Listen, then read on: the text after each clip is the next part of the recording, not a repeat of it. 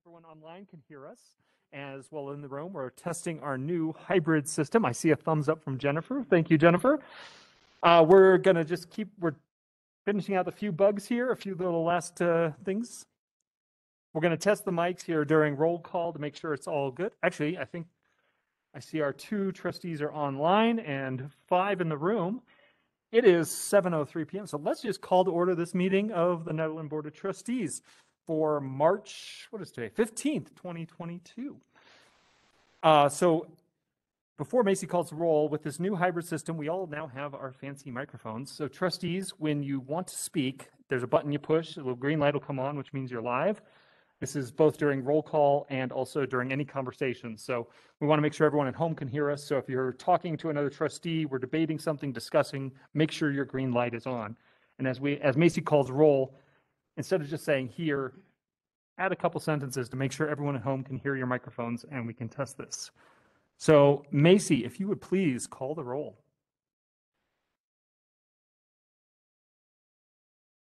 Mayor Larson. I'm here. Trustee Taylor. I'm here. How does that sound? Am I getting a level? That's sounding a little bit better. Yep. I'm hearing a bit of a reverb now. Good. All right. Thank you. Trustee Apt. Present and accounted for. Can you hear me? Trustee Apt, can I hear you again? Can you hear me? Yes, thank you so much. Trustee Kumse Ismail. Here, check 1 2, check 1 2, checking, check 1 2. Thank you. Good. Great. All right, and now we have Mayor Pro Tem Baumhover. Try it again. Here. Check. I guess we gotta get kind of close, eh? Thank you. Trustee Danforth. Check. Hello? Can you hear me? There. Sounds Okay. good. Thank you. And Trustee Corvalin. I'm here. Thank you. All right. Thank you guys all very much for joining us in this hybrid meeting. Before we get started, before diving into consent agenda, I just really want to recognize and thank the efforts of Jamie Seifer. You can't see him on camera, but he has really helped pull together this whole hybrid system. He's here in the room with us. So round of applause for Jamie. Thank you so much. Helping Nederland move into the 21st century and preserve the best parts of COVID and helping maintain this interactivity with the public. So thank you again for all you've done.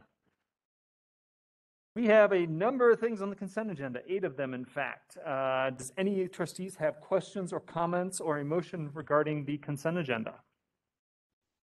So I was just wanting to ask about the rise in the legal costs, which I did a quick back of the napkin calculation. I came up with 3% per year, but it's actually 4% per year. My napkin must have been a little soggy. But for the record, where do we stand generally on our budget for legal use? And how will this affect the possibility that we may go over budget? Check 1 2. Check 1 2. Yeah. Now I'm good. So we did go over budget last year. Obviously with legal, there's a lot of unknowns that go into that. Yeah. The 2 years prior, we were under budget. When speaking to Mayor Larson about this before we put it on consent agenda, we agree with Attorney Madsen. We would do everything we can to reserve our time, our one-on-one time to go over things, which is an hour versus just emailing her intermittently. Right. So the hope is that we can have her fee increase, but still stay within the budget that we have. So it's important to do what you've just suggested and also to make sure that all trustees in this board and the next board understand that they are not to discuss things with her directly, but to go through you. Yes. Absolutely. Yes, because a lot of times there are trustees who maybe reach out to Attorney Madsen and we are the better people to respond to that. Right. And so we are going to use her time wisely. We already have been trying to do so. Again, with attorneys, though, you just never know with that unknown. Like if we were to receive a lawsuit, that's just going to be something she'll have to handle, and we just have to deal with that accordingly. Right. Thank you, Miranda. I had a question. Yeah, I was Is gonna this- say, please, Tanya, we're still learning this hybrid system. So Tanya and Alan, just start speaking up because often I'm not gonna have you guys on screen to be able to see you waving your arms. So Okay, it was a simple question. Where on the warrants does do the legal fees lie? Is it the general fund or is it a special, just legal? I just did a quick scan through and I was just looking for the legal fees on the warrants and Yeah, so- didn't see them, but It's a part of the general fund budget, and then I'd have to find on the warrants exactly where it is, but Okay. when we So pay that's out where her anybody can invoices, find them. when we pay out her invoices, you're gonna see, Widener and Duran is the firm that Jennifer works for. Gotcha. Okay, And that's where you're gonna see them. great. Thank you. any further comments, questions from the board, or does somebody have a motion regarding the consent agenda? I move to approve the consent agenda. I'll second. We have a motion and a second. Macy, Mayor Pro Yes. Tem Baumhofer. Trustee Coombs Ismail. Yes. Trustee Apt. Yes. Mayor Larson. yes. Trustee Danforth. Yes. Trustee Corvallin. Yes. And Trustee Taylor. Yes. Thank you. It's going to take me a long time getting used to this mute, unmute in a different place than my space bar. All right, thank you, everyone. Consent agenda is passed. I realized I'm out of habit. I forgot to grab the sign-in forms. The hybrid public comments section. I don't know if we have any members of the public who wanted to speak on. Okay, we do. So that is coming forward. So we're going to do this. We're kind of trying to figure out a new method for doing this as we move forward. So as we've been doing for the last 2 years, members of the public who are online and who would like to speak, start speaking up, raise your hand, get on video, somehow catch our attention. I'm going to give you guys a chance because there's that little hand raising on WebEx, which is the best way to let me know that you guys would like to speak. Otherwise, we're going to start here with the people in the room. Equal way, identify yourself, 3 minutes, beginning with Dawn Baumhofer.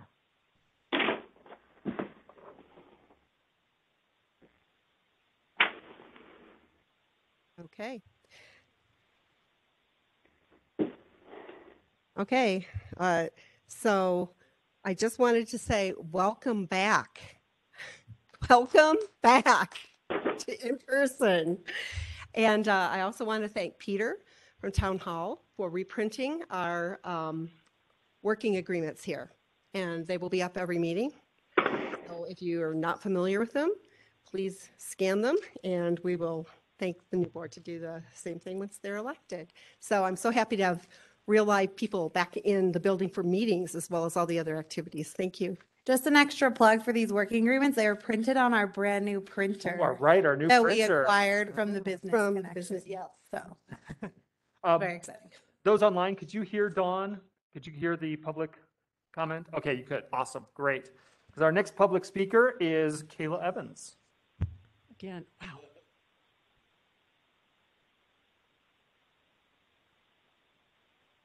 Again, welcome, welcome. It's so nice to see faces, except for Lindsay and Chris, and they're still hiding. So Kayla Evans, 1250 Eldora Road. This is actually a continuation of and a question for the board from the candidates forum last night.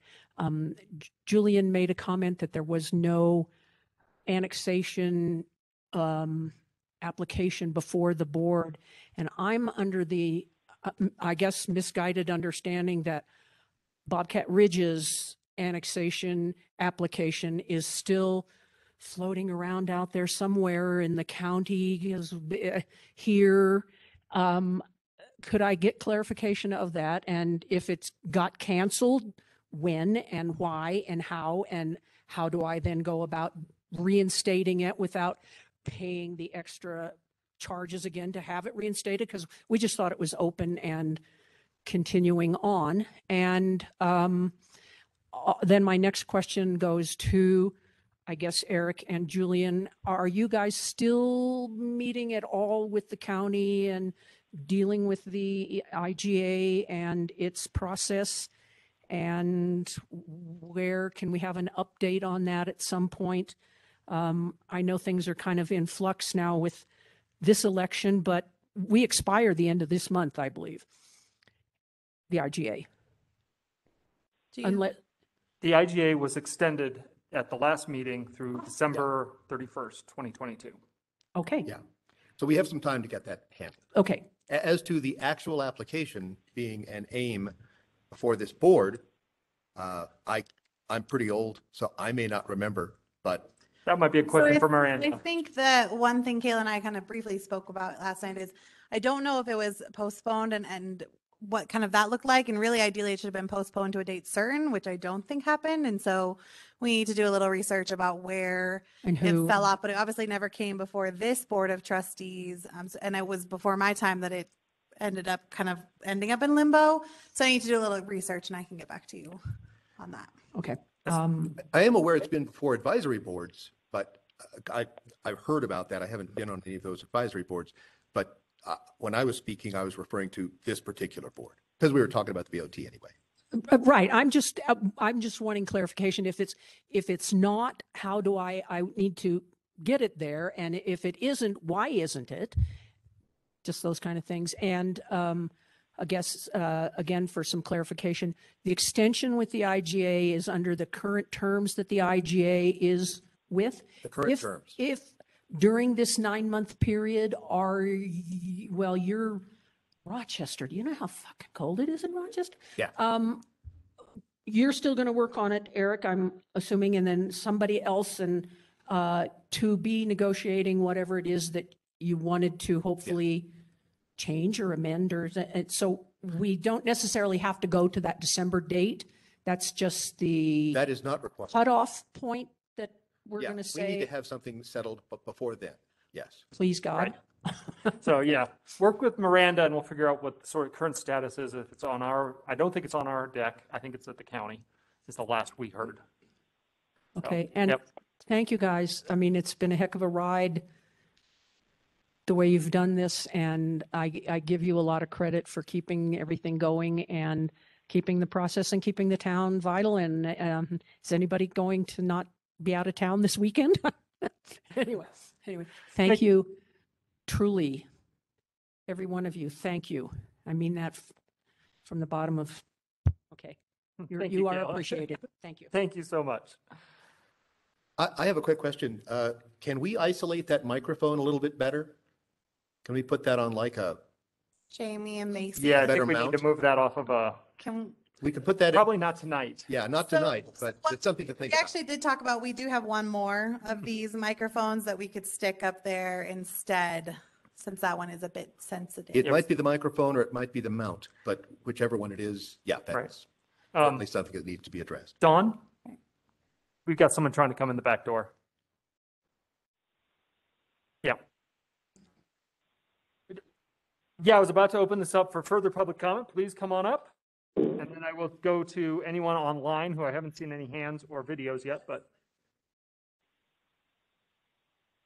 I'd like to make public comment online. yeah, okay, we'll come to you after the one in room here who's before you. Thank you. The floor is yours. Thank you. Reiterating everything Kayla said, thank you guys so much because I know what a pain in the neck it is just in person. I can't believe you guys pulled it off for so long. That's amazing. Thank you so much. So just real quick, I know I've got an application coming up that's a whole other thing, but slightly related to it, but not really part of the application is I just wanted to make sure everyone understands how flawed the SRU process is currently, the way it works in that it's very expensive for the applicant. Historically, this board, not just you guys, but just historically, the board doesn't always take the recommendation of the planning commission. You tend to veer off and do your own thing and represent your constituents however you think you should. Well, the way the process works right now is I apply, or so somebody applies an SRU, and then they go to the planning commission. The planning commission, the town attorney shows up, and the meter starts running. And so here I am, it turns out to be a slightly contentious thing that we're doing, you guys very much could be turning me down. And I've already spent $2,000 on the attorney just to have the attorney write the agreement. And my suggestion would be, and other people who've done SRUs in the last few years has also mentioned this to me, that it's extremely expensive just to get it in front of you guys. And so what I would propose is that you perhaps make it a discussion item, that you take all the nuts and bolts from the Planning Commission SRU proposal, and then you go ahead and bring it in front of you guys as a discussion item. Then if it looks like you're going to approve it, or you have some suggestions and so forth, then you pay the attorney to write the agreement, as opposed to me coming forward over $2,000 and you might shoot me down totally today. And that sucks. And I think you actually are missing out on a lot of cool proposals from people because they don't want to spend all this money with an attorney before you even get to discuss it or look at it. And since it's quasi-judicial, you won't be able to even discuss it. So I'd say make these SRUs a discussion item, and then people would understand whether or not we've got a shot at doing this thing, and then we pay the attorney. Instead, I'm already thousands of dollars in. You know, we had somebody, Ron, just to get dollar parking, spent something like $5,000. I don't know why or whatever. What's that? I'm sorry. That was all. Yeah. You get the idea. Thank you, Peter. Anyone else in room? Public comment? Okay, we got one more public comment in the room. Please come on up. Identify yourself.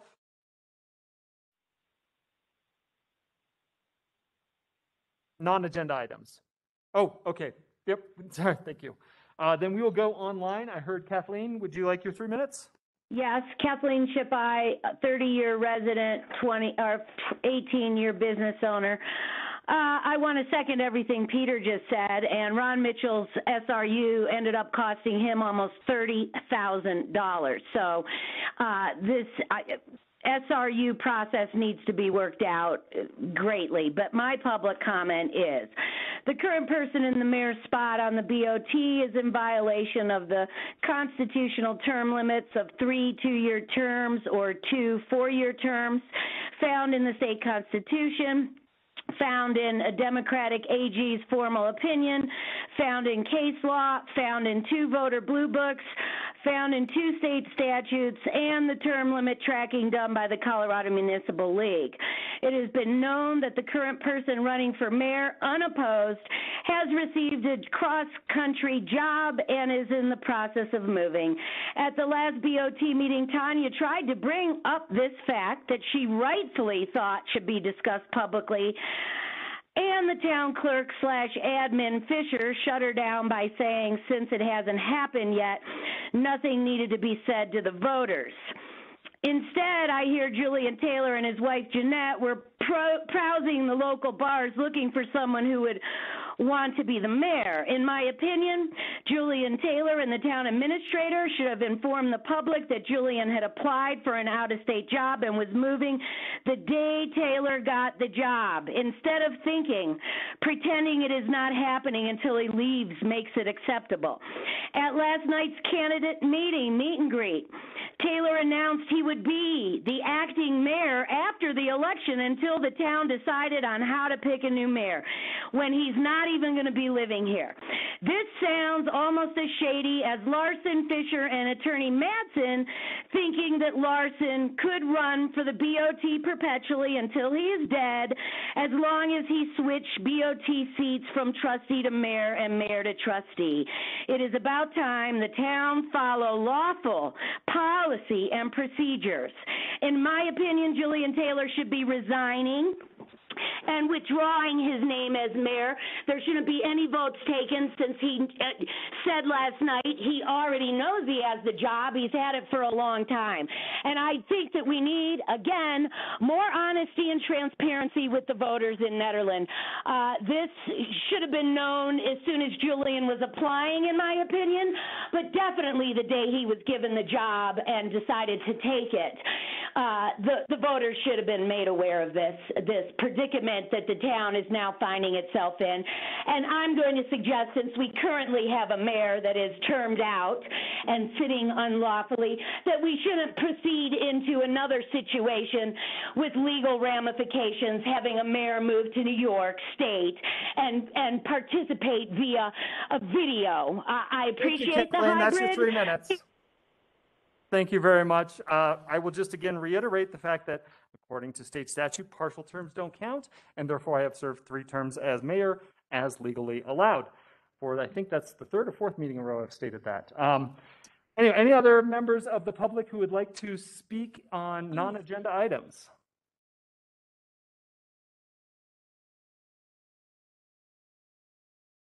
Mr. Larson, I don't understand why you cut some people off and you let other people's go longer than 3 minutes. You need to be fair about the 3 minutes to everybody. I have been timing it here. The only reason I let Kayla go a little over 3 minutes because the town board was speaking during her time. Kathleen okay. had the same amount of time as everyone else. Okay. Other members? If not, we will move into our action items for this evening. I think we go straight to action. I'm used to having 2 screens to work off of here. And our first action item is the rescinding the declaration of local disaster emergency. It's hard to believe it's been 2 years since we did that. Almost exactly 2 years ago that we met in the. No, this board has never met in person, but we had, in the auditorium where we had the special meeting about Frozen Dead Guy Days. It's hard to believe it's been 2 years, but so yes, I think, fortunately, cases are coming down across the state and country, hopefully continuing that way. But I think what this has really shown is we've actually learned some things from this, and what we're seeing here tonight is trying to maintain some of those lessons. The ability for more public input, more public involvement, people who can listen in to us easily from home without coming to the meeting, doing their dishes or working with their kids, and they can stay in what the town is doing. That is a great lesson we've learned from this, something we want to maintain, which we'll address in our next resolution. But also the fact that, so many businesses around our town were able to expand into the outdoor spaces. And I think that's been another huge plus from this. And so fortunately, we've been able to maintain the best aspects of the last 2 years. But given the current situation and the fact that the COVID-19 has gone from pandemic to a more endemic stage and something we're going to be dealing with for the foreseeable future, I feel it's time to rescind this declaration of local disaster emergency and let the next board start with a clean slate. Miranda, did you have anything else to add to that?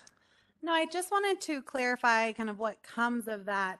As Mayor Larson indicated, really the only authority it allowed me as town clerk was to do kind of temporary SRU agreements so they could do the outdoor dining, drinking, and commercial sales. So that would go away, but there still is the avenue of SRU to be able to come forward and get that as a permanent or temporary. So we haven't taken away the avenue. It won't be expedited. I did note in the AIM, we waived late fees and water shutoffs, not tied to this declaration. We did it because we felt as staff it was the right thing to do. We are at a place where we feel like we do need to return to those, especially after the Board of Trustees did pay off all accounts in arrears. It's really a tool used to hopefully motivate people to pay their bills. It's really rare we ever get to a water shutoff, though. We try to do everything we can to even look for partial payment instead of a water shutoff. It's a lot of work for us and for the person. It's just not the right way to go about it. And so we will do everything we can to continue to work with those homes, but again, it's not tied to this declaration, but our plan is after tonight to continue to do that. Members of the board, questions or comments for town staff on this? And again, for our 2 members working from home, just kind of speak up.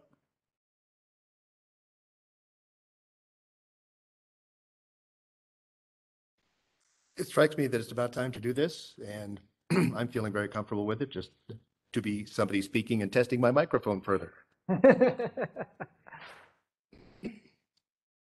I guess my only question was the businesses that currently have these temporary SRUs, are those all set for the same date and time to expire, or are they kind of staggered based upon when the applications came in?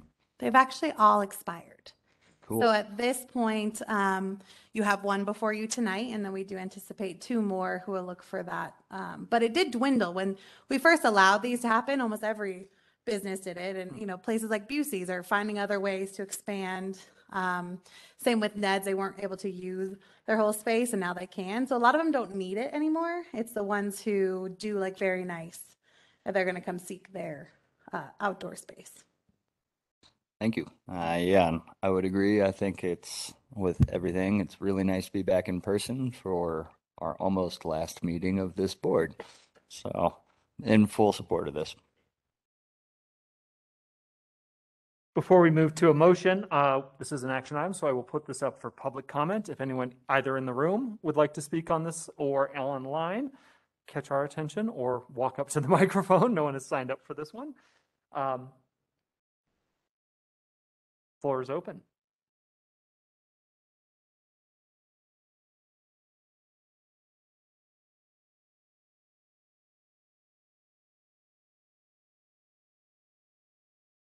I am not seeing anyone online and no one has walked up. So I'll bring this back to the board. If anyone like final comments, questions, or a motion regarding this resolution. I move to approve Resolution 2022-19, rescinding the emergency declaration. Second. Macy, please call the vote. Trustee Apt, Yes. Trustee Danforth, Yes. Trustee Coombs Ismail, Yes. Mayor Larson, Yes. Mayor Pro Tem Baumhover, Yes. Trustee Taylor, Yes. and Trustee Corvallin. Yes. Thank you. Local disaster emergency rescinded. Yeah, that does seem like worthy of applause. Moving right along, the second, well, one part of that I mentioned was this hybrid meeting policy. And we had that discussion last week, 2 weeks ago, with this board about the policy. And now it is before us to adopt so that we can move forward where we have trustees joining us via WebEx. We have trustees in the room. And Miranda, did you have any further things you'd like to add to that? No, we did incorporate some of your feedback. I know the desire of the Board of Trustees is to revisit this, like let's see how it goes and we'll update, but did provide some clarification. I think a big thing for us is quorum. We don't want to set, this is a lot of work. We don't want to set this up for one. And so we are asking that when you do your quorum count, you indicate if you're attending in person or not. And this policy does extend to all the boards and commissions. So we have the same expectations of them, is to let us know if we can at least do kind of half and half.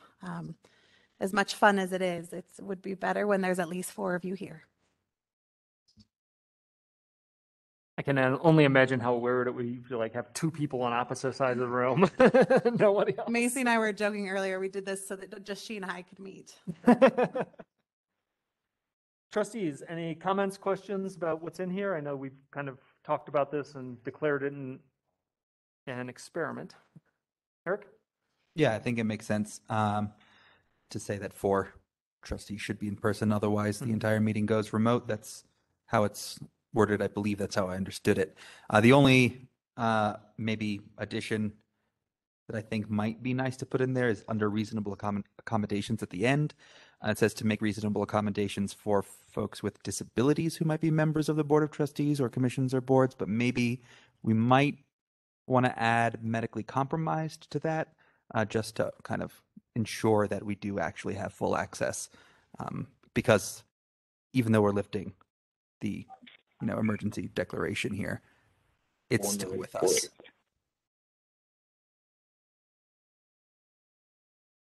I think, I like how it's written. It's lengthy. There's a lot to read just for, small policy. But one thing that caught my eye was the notify 7 days in advance of, when you're going to be attending remotely. And, I feel like we're encouraging people to meet in person, to be here. And if somebody were to need to be remote, a lot of times that's an unforeseen circumstance where there's not 7 days, where it's a babysitter suddenly is sick and can't come, or you're sick, and you don't want to come. And so I'm wondering if it can if we can make it easier for people to have last minute things covered. Yeah, and I think we didn't necessarily put language in there about the last minute. I think our concern is if it was, two people and then we lose one, so if you have quorum and we go down to 3, that's still workable and it still feels worth setting up the room for. Ideally though, we would, if we knew kind of day 7 that we were only going to have 3, we'd recommend going virtual. Just that way the person could have that last minute emergency. We're not dropping down to 2.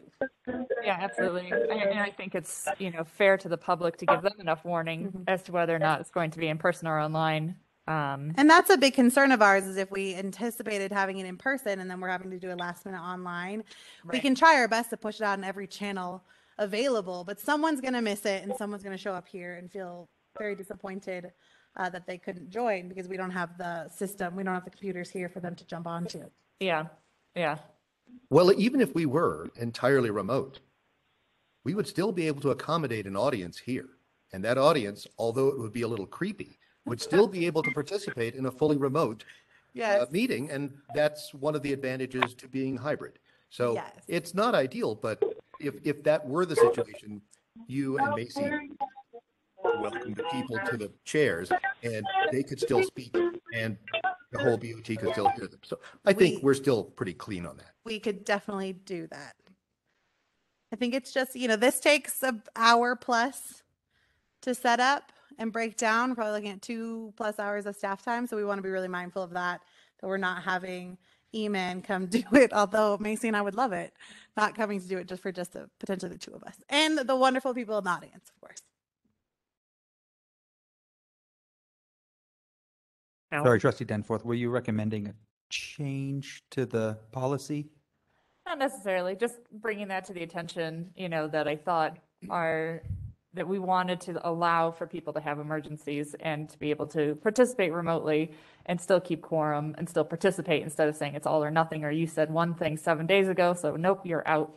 I just want to make sure that we're not closing that off, that if they're still willing to participate, but some circumstance keeps them home, that we're still saying, okay, that's fine. We understand things happen. I mean, clearly, if this is an ongoing thing, if they do it for every meeting or whatever, that's a problem. But if, I don't know if we say you're allowed X number of days per year or per term to be remote and just let it go like that. Yeah, well, I think it kind of almost falls under our usual policy of, unexcused absences. In terms of if you have a bunch of unexcused absences, it falls under the not respecting the board, not doing your job, similarly to that. But, But if they're still wanting to participate. Yeah, it's That's where it's like they're not absent, they're just not in person. Yeah, I don't think we should be barring any trustees from participating in any meeting under any circumstances. I'm a little confused. Whether they're on the computer or in the room. Yeah. Right? Like if they're there, they're there. And they participate in the meeting, they have a vote. And yeah, I don't think this policy precludes that, though. Does it? It requires notification. It doesn't say you can't participate if you don't notify. Is there a limit to how many hybrid meetings a person can do on this? I didn't see that. No, not a limit to the hybrid meeting. We're concerned with people who cancel at the last minute, who say they're going to be here in person, but then say the day of. I hear you. I think I agree with Lindsay that 7 is a little bit like, since the meetings are only every 14 days more or less anyway, it's like, I think you could say 5 days, but yeah, that a last minute's last minute, and those are emergencies and those should be excused. I mean, we've had people who have been absent, for half the meetings, but they're excused, so it's okay. And I would think this would be the same way. You have an excused absence, your car didn't start, your kid's sick, you're sick, you can't make it. I hope we're not going to be that strict on this when we haven't been that strict in general. Yeah, the way that I'm reading the policy is that it needs to be due to an inability to arrange for electronic participation.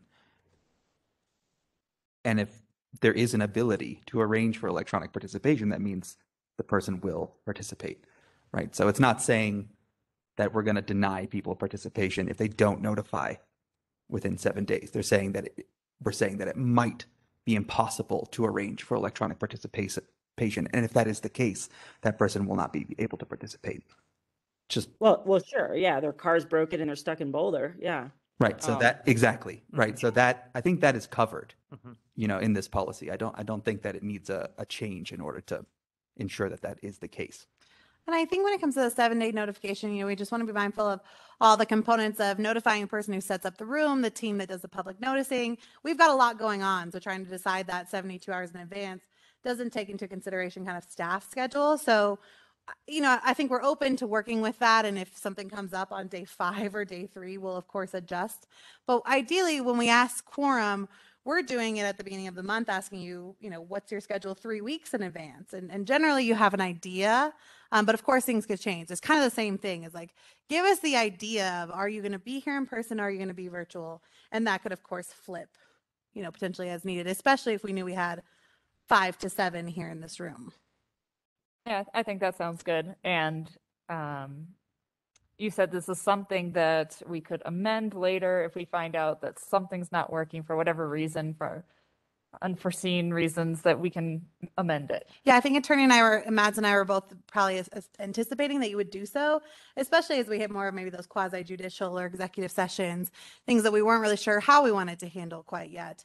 The new board could help to define that a little better. There's so many unknowns within this new system. It was hard to kind of decide what's the best route to go. Yeah, I believe the proposed policy is a perfectly fine start, and I think we're all aware that we're open to changing it as needed. Now, I guess one question I have, I was under the impression that we liked the idea of generally having hybrid meetings because it encouraged public participation and made it easier. But I'm getting the impression now that we don't prefer to do hybrid unless we have to. So I think that's an underlying issue. Do we want to make hybrid the default to attract the public or not? Is it just too time intensive, staff expensive to always have hybrid be a default option for the public? Trustee Abt, I think that this is policies for the Board of Trustees members, not for the public. The public will always be hybrid to participate in a hybrid fashion. It's whether or not members of the Board of Trustees are actually in the room that we're talking about here, not the public. Okay, thanks for the clarification. That's what I thought, but I was just wanting to clarify that. Thank you.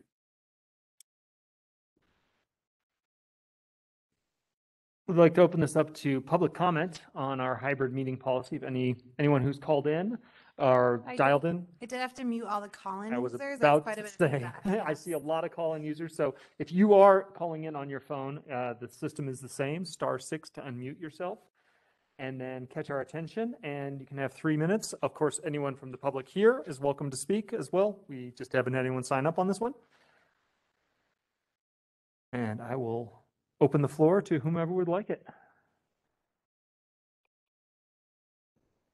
Does anyone else want to speak to this, or may I go? Go right ahead. Kathleen Chipeye, 30-year resident, 18-year business owner. I don't like a policy where the board has the option to basically not attend. I think there should be a 4-day a year where you can be hybrid, but my understanding was the hybrid was basically for the benefit of the residents.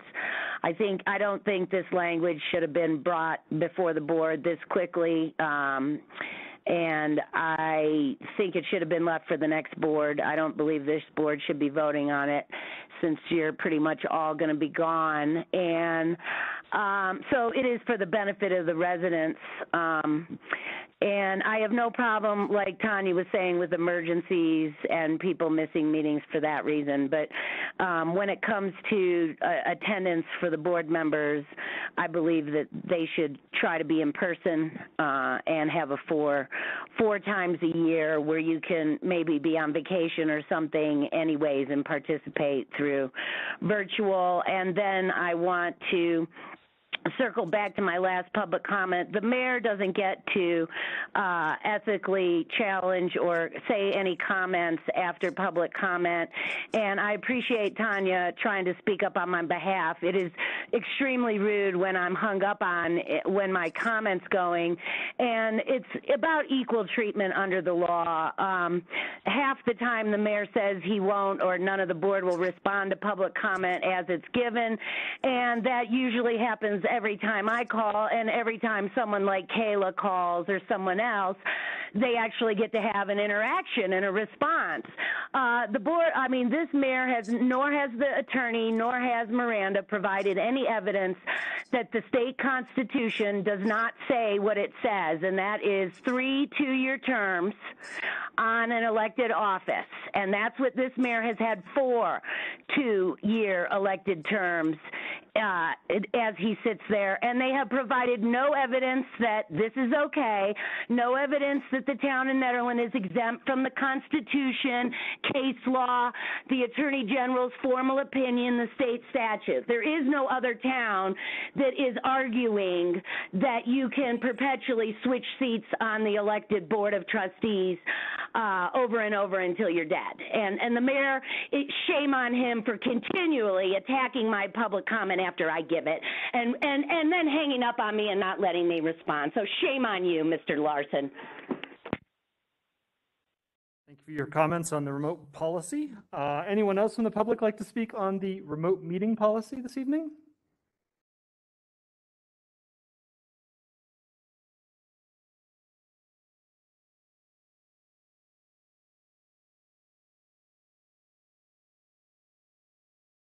Not hearing anyone, and no one's come to the mic here.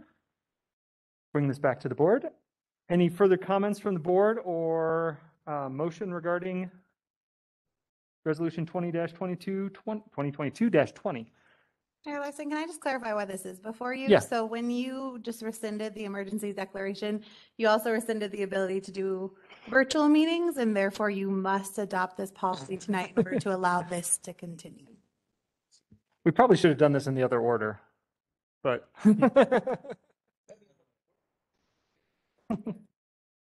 Yeah.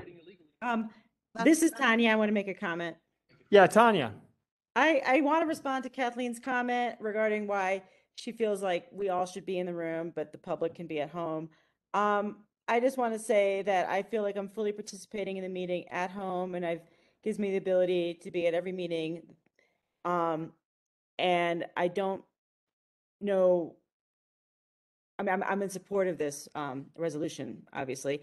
And I just feel like this is working great. Like, personally, I'm loving it. I don't know how it feels for you guys. And I think it gives us, we're all volunteers, the ability to enjoy this process a lot more. Maybe some of you guys are enjoying it a lot more there, and that's fantastic, but I'm enjoying it here. And I think this is wonderful. I think the future is this. I appreciate this being offered to us. Yeah, I agree. Yeah. Totally agree with you, Tanya. I mean, this is something this board started talking about 6-7 years ago, is trying to do it, and we couldn't figure out how to do it at the time, and we finally managed to do it. I think, the ability for people, meet from home, and hopefully this opens up the pool of candidates for future elections. They see this as a possibility, and they don't have someone to watch their kid. Now they can be part of these meetings. And so, yeah, I think this is an incredible opportunity. So. Yeah, that was something that was brought up when people said that they didn't want to run because they couldn't stay at the meetings this long for one reason or another. And so giving people options and flexibility, I think, is going to increase participation. So this is, I think, the future. And I mean, personally, I've worked remotely since 2014. So I'm, a big fan of working remotely and doing stuff like this. And so I think this is the right move for us. I just want to reiterate, I would like, if the rest of the board agrees, to add a medically compromised clause in that last section, the name of which is escaping me because I closed it. Would you like to make a motion with that amendment? Sure. Trustee Coombs, Ismail, you're talking this, here, I'm about to share screen, this reasonable accommodation. Reasonable section. accommodations, Yeah. that's right. It's split on 2 pages, so I won't show Yeah. it very well here, but There's a lot of pages. There are. Just scrolling here. Scrolling. page So- 82 of the packet. Right. So I suppose I move to approve Resolution 2022-20, adopting the telephonic, electronic, and hybrid meeting participation policy with the amendment that in the section regarding reasonable accommodations, we add medically compromised along with disability. And I second. We have a motion and a second. Macy? Trustee Coombs Ismail, Yes. Trustee Taylor, Yes. Trustee Abt, Yes. Trustee Danforth, Yes. Mayor Pro Tem Baumhover, Yes. Trustee Corvallin, Yes. and Mayor Larson. Yes. Motion is unanimously passed. Moving yet further into the future for Nederland. All right, we are moving right through our action items this evening, and we are now getting to the meat of them. This is third action item, the Caribou Room Special Review Use Public Hearing. I know we'd started looking at this, was it last June? I think this was scheduled, so welcome back, Peter. And what we'll do is we're going to have staff introduce it. We'll then hear from you, Peter. Then board will give questions, public comment, comments from the board, and then a vote, I suppose. So staff would like to introduce this. Yeah, so before you tonight is the special review use for outdoor sales, eating and drinking and other commercial activities for the Caribou Room, which is located at 55 Indian Peaks Drive. Want to offer just a little bit of clarification kind of on this timeline. So the initial plan was for Peter Fiore to come before you back in June. We did look at a postponement to September and then an additional postponement to where we are today. Peter was given a year to come back, which would have been May 3rd, but opted to move it to tonight. So that's where it is before you. The Caribou Room did operate under that temporary SRU agreement. They did so from June of 2020 to October of 2021. They did hold under that SRU outdoor events, outdoor music shows, and allowed eating and drinking consumption in their parking lot. That's how that whole system worked. And so the desire is to continue that permanently. When those outdoor shows were occurring, we did hear from some people with concerns about noise, and you do have a bit of that in your packet. And I do know there are some people who want to speak to that tonight. That seems to be the primary concern of those who are nearby. The Caribou Room did opt to pull a series of noise variances last year, and so that did cover them when they would go above that decibel level, but per their reporting and their sound system, they often did not go over that decibel level, but chose to pull those noise variances kind of as to cover them as kind of a just in case. There are some comments that have noted that when they stay below the decibel level, that you often can't hear it by the neighboring properties. But I know there is kind of a differing of opinions, but those seem to be the biggest concerns. As town staff, we haven't expressed any concerns about impact. PD nor fire department have concerns. This facility is obviously already serviced by utilities. And so I think a lot of this for your consideration is really on neighborhood impact tonight. But I would love to invite Peter to give his comments. Welcome back, Peter. Gosh, well, thank you for listening to me. And I know it's slightly a contentious topic, so just everybody just say what you think and I'll accept your judgment, and I'm fine with that. To clarify a couple things that your awesome new town administrator said, I'm under the impression legally that we're allowed to do commercial activities as long as we don't sell alcohol outside of our property being zoned commercial. I don't know why you're presenting it that way when we are actually requesting to have an SRU so we can have a summer music series, and then of course commercial activity would follow. But if we weren't breaking any ordinances, I don't know why we wouldn't be able to have a craft fair or something like that. Right. It's the tickets. It's the conducting business outdoors. So if the ticket purchasing, Correct. That's the commercial activity. And then the outdoor eating and drinking, if it were to be purchased in the outdoor venue. And I would contend, well, let's just see how it goes. But I would contend that we have commercial property. We're allowed to do commercial business anywhere on that property. but that would be, should we go to court, which we're not going to. So we're, a couple of important things to point out here, and then we can immediately dive into questions, which hopefully you guys have. We are not proposing, hopefully everyone, including anyone in the public who is going to comment, has read the proposal, because we are not doing what we did, or not proposing what we did in 2020, especially in 2021 a little bit. Just to give you a little history here, Miranda told us we could do some outdoor stuff during the pandemic when it first hit in 2020, which was freaky for everyone. And we were pretty much the only show in the country. There was one other place in Vermont that had shows. And that was really a great thing that the town granted permission for us to do. And it was really out of the blue. And we were kind of mavericks there. We just were like, sure, we'll give 20-foot spaces for whoever wants to come with their pod.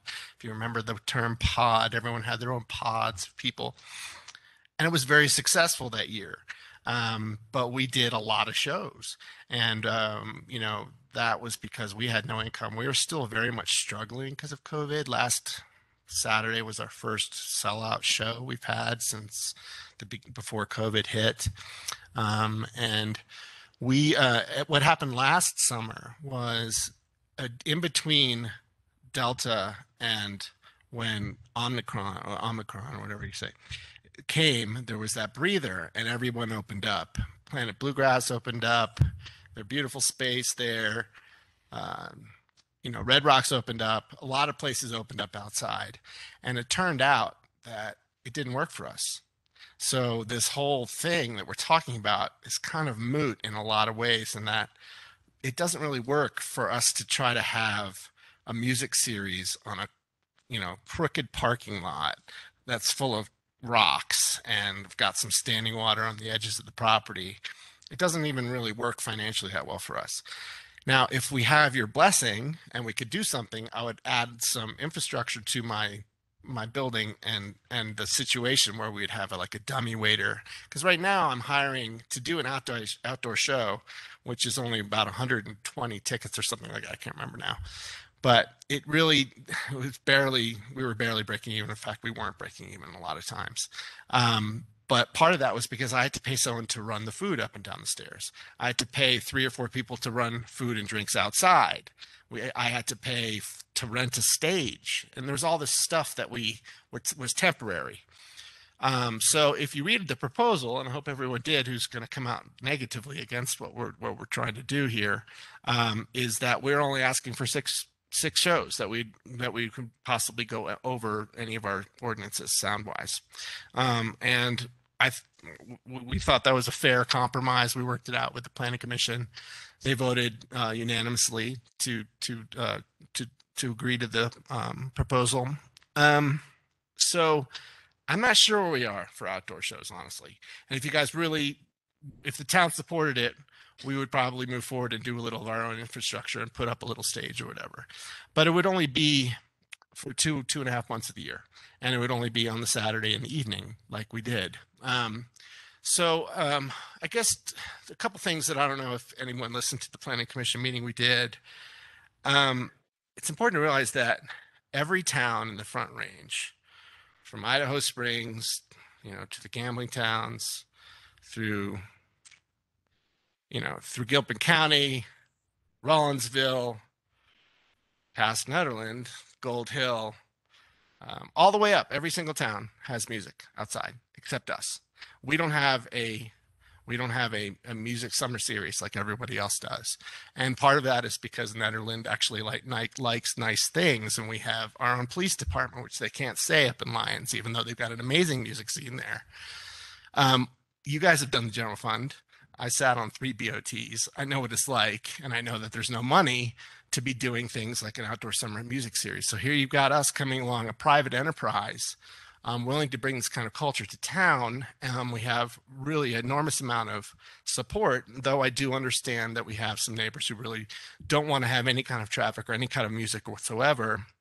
And I understand that. And I really apologize that you guys are put in this position. I remember it happening all the time, where no matter what, somebody's super bummed. I'm not going to be super bummed if you shoot it down.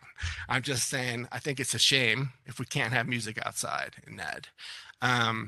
We are on the crossway of a county road and a state highway facing north to general purpose land. The neighbors we have, and in fact, Trustee Taylor is one of our closest neighbors, if not our closest neighbor, second closest. We've got a big berm and a whole bunch of trees between us. When we first started the Caribou Room, and to give you a little history about the SRU, is I wanted to start a company, the Caribou Room, and I wanted to bring my company, a sound production company, up the hill from Louisville. And so I had to have an SRU so I could have two businesses under one roof. That wasn't legal with the way the code is written. And so I did the SRU process. At that time, a lot of people in the neighborhood, a neighborhood that I raised my family in, I lived for 20 years, the very same neighborhood. I'm 500 yards as the crow flies from Trustee Taylor's house. I have a lot of friends still up in that neighborhood. So I have no desire or interest to, adversely affect that neighborhood. I'm not interested in it whatsoever. Anyway, a lot of these neighbors came out with serious concerns. And so I signed a pretty ridiculous SRU, things that were just kind of crazy. But I was willing to do that because I wanted to have both my companies in the building. Then COVID hits and my production company is pretty much dead. And so I decided to liquefy my production company. And what that did was get me out from underneath the SRU. And so this process we're here today is so you guys can get me back into an SRU. We're negotiating another SRU. I don't really have to have an SRU, but I'd like to be able to offer music to the community outside on a summer evening at a certain volume level, ending before it gets dark. It's just not crazy. I'm not looking to have raves. I'm not looking to have super loud stuff. We had a couple times, we had a band or two that went too loud for me. I physically unplugged them myself because I was pissed that they did that. There are things we can do to make sure that doesn't happen again. But I think it's really important to understand that I'm only asking for 6. 6, I would love to do 8. I'd love it if you gave me 10, if that's what the community wanted, if you guys think your constituents if that's what they want. But we kind of compromised heavily and said, okay, we'll do 6 of these outside. We don't have NedFest anymore. Frozen Dead Guy Days is looking like it's getting crazy and it might not happen again. I mean, we need to have this kind of culture. Culture is really something that's so important for a town to thrive. And we don't want to just have a town that exists, we want to have a town that thrives. And, music is a really important part of culture. So anyway, guess I'm rambling. I would love to answer questions and concerns and debate this a little bit, but I definitely don't want to have a big fight. I'm over it.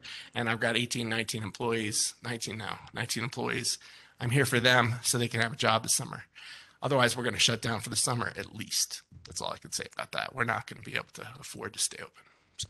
And I should have added, thank you, Peter, for that the Planning Commission did approve this SRU with those 3 conditions, and I put them on the screen here. So a maximum of 6 noise variances per year, a maximum of 150 people at an outdoor event, and that's not including staff, and then a restricted schedule for outdoor events from 5 p.m. to 9:30. So that is what the Planning Commission is recommending that you consider if you were to move forward with this. Okay. Well, Peter, as someone who was sitting on this board when the first SRU came, I remember being, what we heard from the neighbors, the concerns, and I just got to say, man, you guys have been incredible neighbors to the community. I was concerned about the potential noise impact and, Dawn, somebody catching my attention with a flashing light.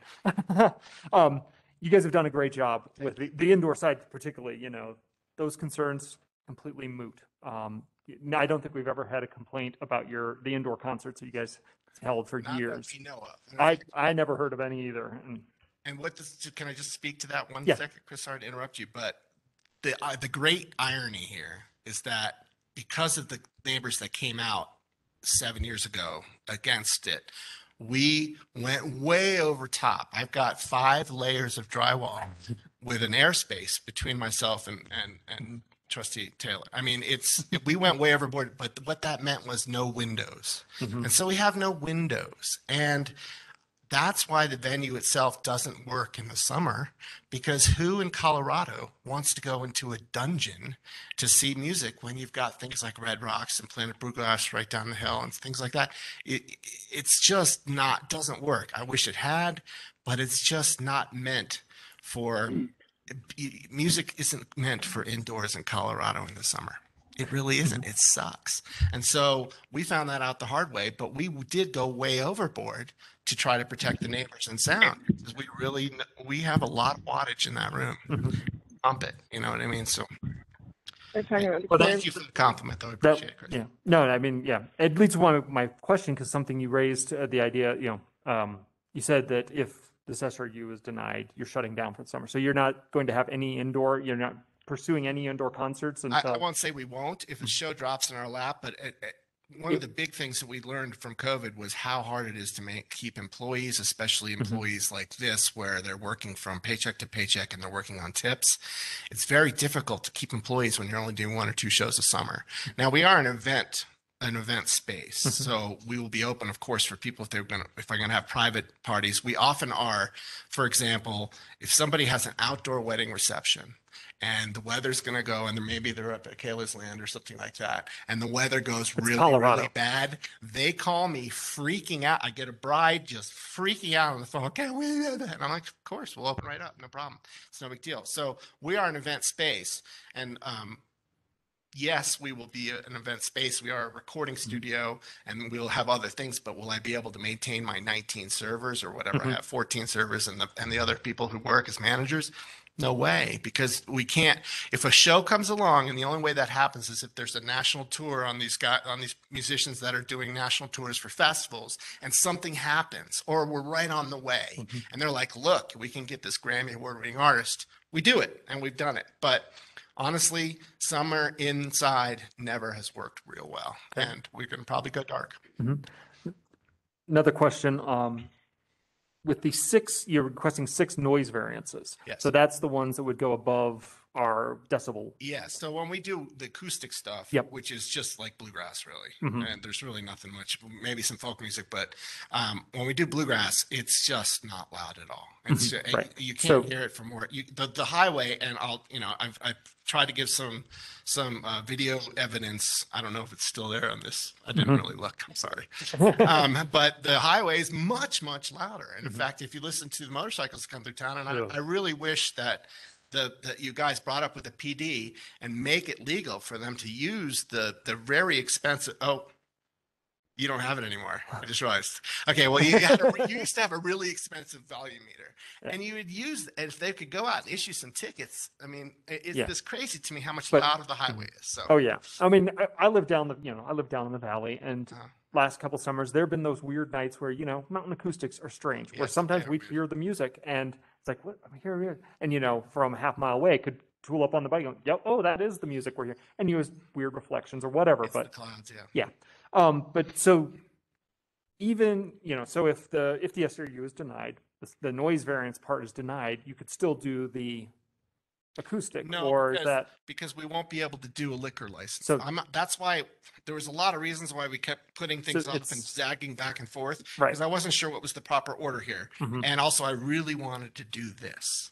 I really wanted to have people, I want the community looking at each other when there's not, you get a safety behind them, and we've had callers already, sounds like, that they, what do you call them, keyboard warriors or whatever. And it's just not the way a community decision like this should be made. This is truly a decision, like, what direction do you want Nederland to go in? Do you want us to be more of a sleepy town and more of a retirement community, which is a completely valid idea, and you have to decide if your constituents want you to vote that way, or do you want us to move a little bit more towards culture? Here we are, a town that historically is known for its music, and we don't have any music, and every other town does.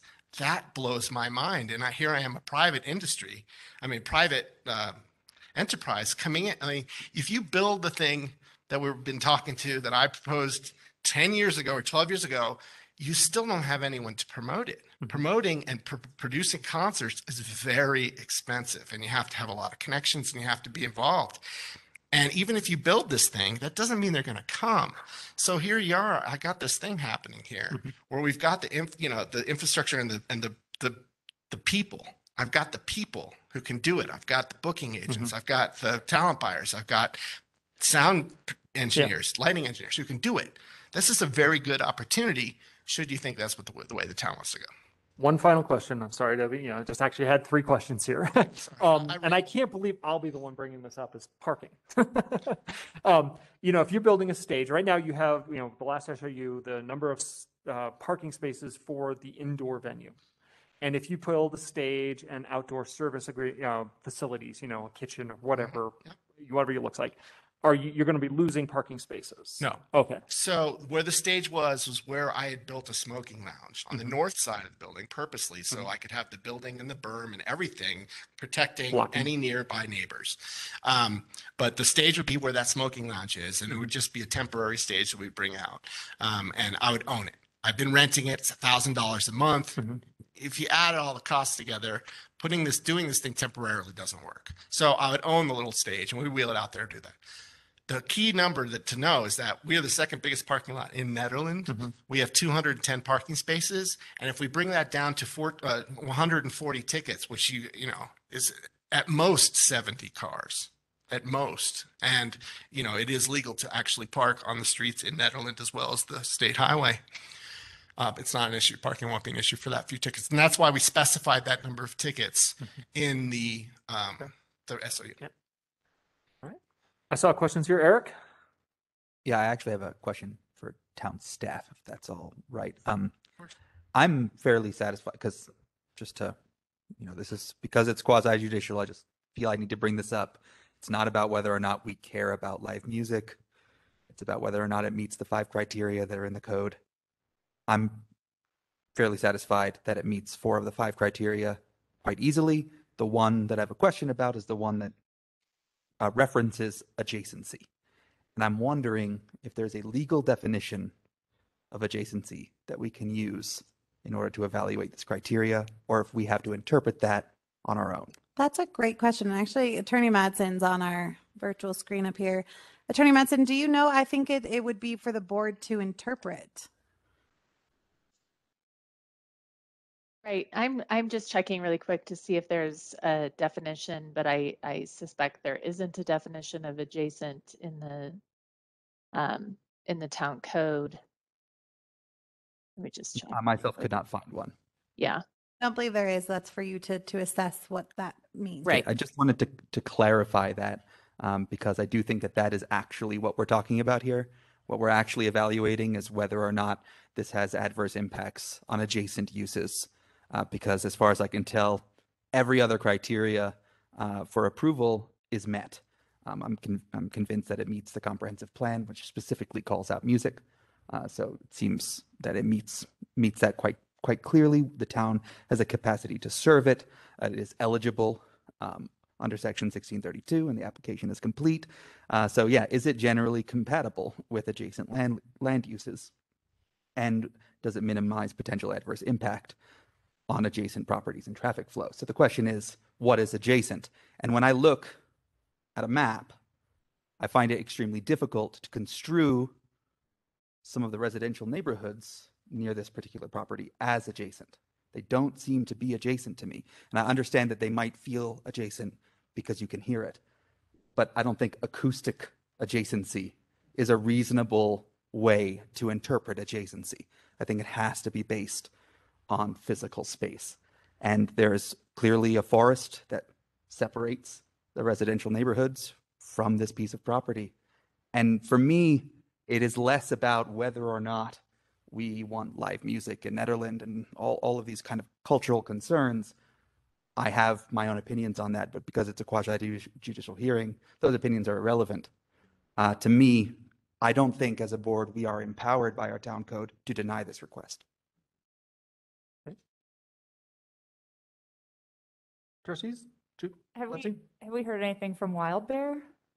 Yes, they wrote a letter to you in Did I favor. miss that? Yeah, it should be in this packet. And Wild Bear also intends on having outdoor events themselves, and they are the only property I could construe as adjacent. You're right. Right. And so it seems entirely unreasonable that we would have one rule for one property and another for the Caribou room. Can I speak to it? Mayor, is it okay if I speak? So we work with them, and we actually try to work with as many of the nonprofits in town as we can. I'm always open for nonprofits to come and use the facility. I'm a big fan of nonprofits in our town. We've got some amazing nonprofits. Jill Dreves is the chair of that, or I'm not sure what kind of organization it is, but she uses our parking lot all the time, and she's done some fundraising events at our space. But she wrote you a letter specifically in favor of us being able to do some outdoor stuff. And I did share it on the screen, but for your packets, it's 244, page 244. Okay. And I Julie? think, Oh, sorry, go ahead. Sorry, my only other comments, I mean, I love the fact that we have a live music venue in town, and I love, you know, that you were able to have the outdoor music during COVID. I think that really lifted a lot of people's spirits, being able to enjoy music and just kind of get out of their house. I'm just thinking of a recent SRU that we did for Knotted Root. So we allow, you know, the outdoor patio, eating, drinking, all that stuff I think is, you know, totally fine. We put a restriction on Knotted Root to say that they could only have was it a single amplifier? It was something very specific that they could have music, but it couldn't be like overly amplified. So it'd be something, I think, like your acoustic sessions, you know, that you were talking about. I think that's what we said for Knotted Root, that they could do it to that, and that was, you know, totally fine with the neighborhood. So I'm wondering, you know, if that would be agreeable if we approved outdoor eating, drinking, and acoustic sessions with, I guess it was like a single amplifier, but anything that's supposed to be, you know, amplified with more amplifiers, more speakers, that those remain indoors. Is that anything that's agreeable? You're asking, can I? I'm not sure if we're doing questions. No, this is questions for you and staff. So yeah. I don't want to step on anybody's toes about procedure. I haven't been here in a long time. So happy to answer your question. That would be very restrictive for us if we could only do acoustic. I mean, it's not realistic. Of course, that is ideally what I'd like to do. If I can sell tickets for acoustic music, that is what I want to do. I played in a bluegrass band for 20 years. I love bluegrass music. I love acoustic music. Everybody doesn't really love the same music that I love. Honestly, I don't think it would do us a lot of good. Though I will say that one of the things, just to kind of talk about what you're talking about, one is that we would follow all ordinances. I'm not sure if you guys made a new law or something for Knotted Root. Like, that's pretty strange. But anyway, I have known nothing about that. We wouldn't be able to do an outside music series because it's not about an amplified instrument. We use a PA system, and using a PA system means that I can take an acoustic guitar and I can make it so you can hear it in Gold Hill if you want. So, you know, it really comes down to the decibels, and that's it. And yes, bass travels because bass travels through mass and travels through the ground. There's a lot of science involved that I can limit the bass through phase cancellation and things like that. There's a lot of cool stuff that you can do now. I did it at the end of NedFest. I produced every NedFest, and the first half of NedFest, I think it was like we probably almost did 20 years of it. I didn't have that technology, and we pissed off a lot of people, and it was bad. And then this line array technology came along, and we were able to steer bass and sound all the way down to the dam, and it was very effective. I have that technology up there. For example, this weekend we are going to do one of the tents, and they didn't pay enough money for us to bring that kind of technology down. And you'll notice that down there during Frozen Dead Guy Days, even though it's much smaller tents, much smaller stages, much smaller PAs, it appears louder because it doesn't have that same technology. So we're able to do things, and that's part of the infrastructure that I would put in, is this kind of stuff, which I didn't really use for the last 2 years because we just put speakers out, kind of like what they do at Frozen Dead Guy Days. But if you can go ahead and approve this, and I can put some nicer stuff out there, I can steer bass north. straight north, and that's kind of cool. But when it comes to genres of music, that gets a little sticky and tricky, especially now that we have jam grass, something that happened in the late 70s and early 80s, and we're stuck with it now with a lot of great bands that came out of Nederland. They're bluegrass with drums. So I could see you saying no drums, but keep in mind that when it comes to sound, I can make anything really loud. You know what I mean? If it's acoustic guitar, I can make it sound like a monster machine. And Trustee Danforth, I want to clarify. So when Not a Root came, there was an amendment to the SRU to have that limitation, but it was not accepted by Trustee Corvallin, who made the original motion, and therefore is not a part of Not a Root's SRU agreement. But it was a discussion that was had. And I think the original thought that came out of that was just that historically the board has never restricted a business's ability to kind of pull those noise variances and have the music to the level which they so choose, and that that's why we have the noise variance, for them to go through that channel should they want to exceed the decibel level. I also suspect that another issue is that that not at root, the adjacency issue is very clear because there are actual residences very nearby. Yeah. So I can understand why we would have at least considered that. Yep. Yeah.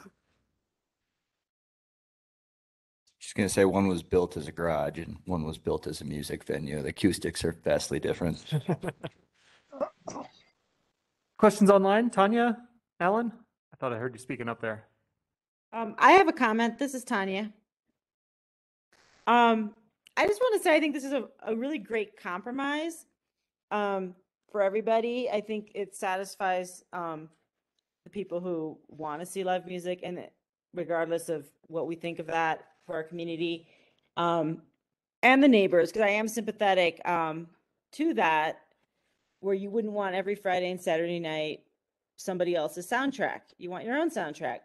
I get it, but I think the compromise of 6 in an entire season, which is probably May, June, July, August, September.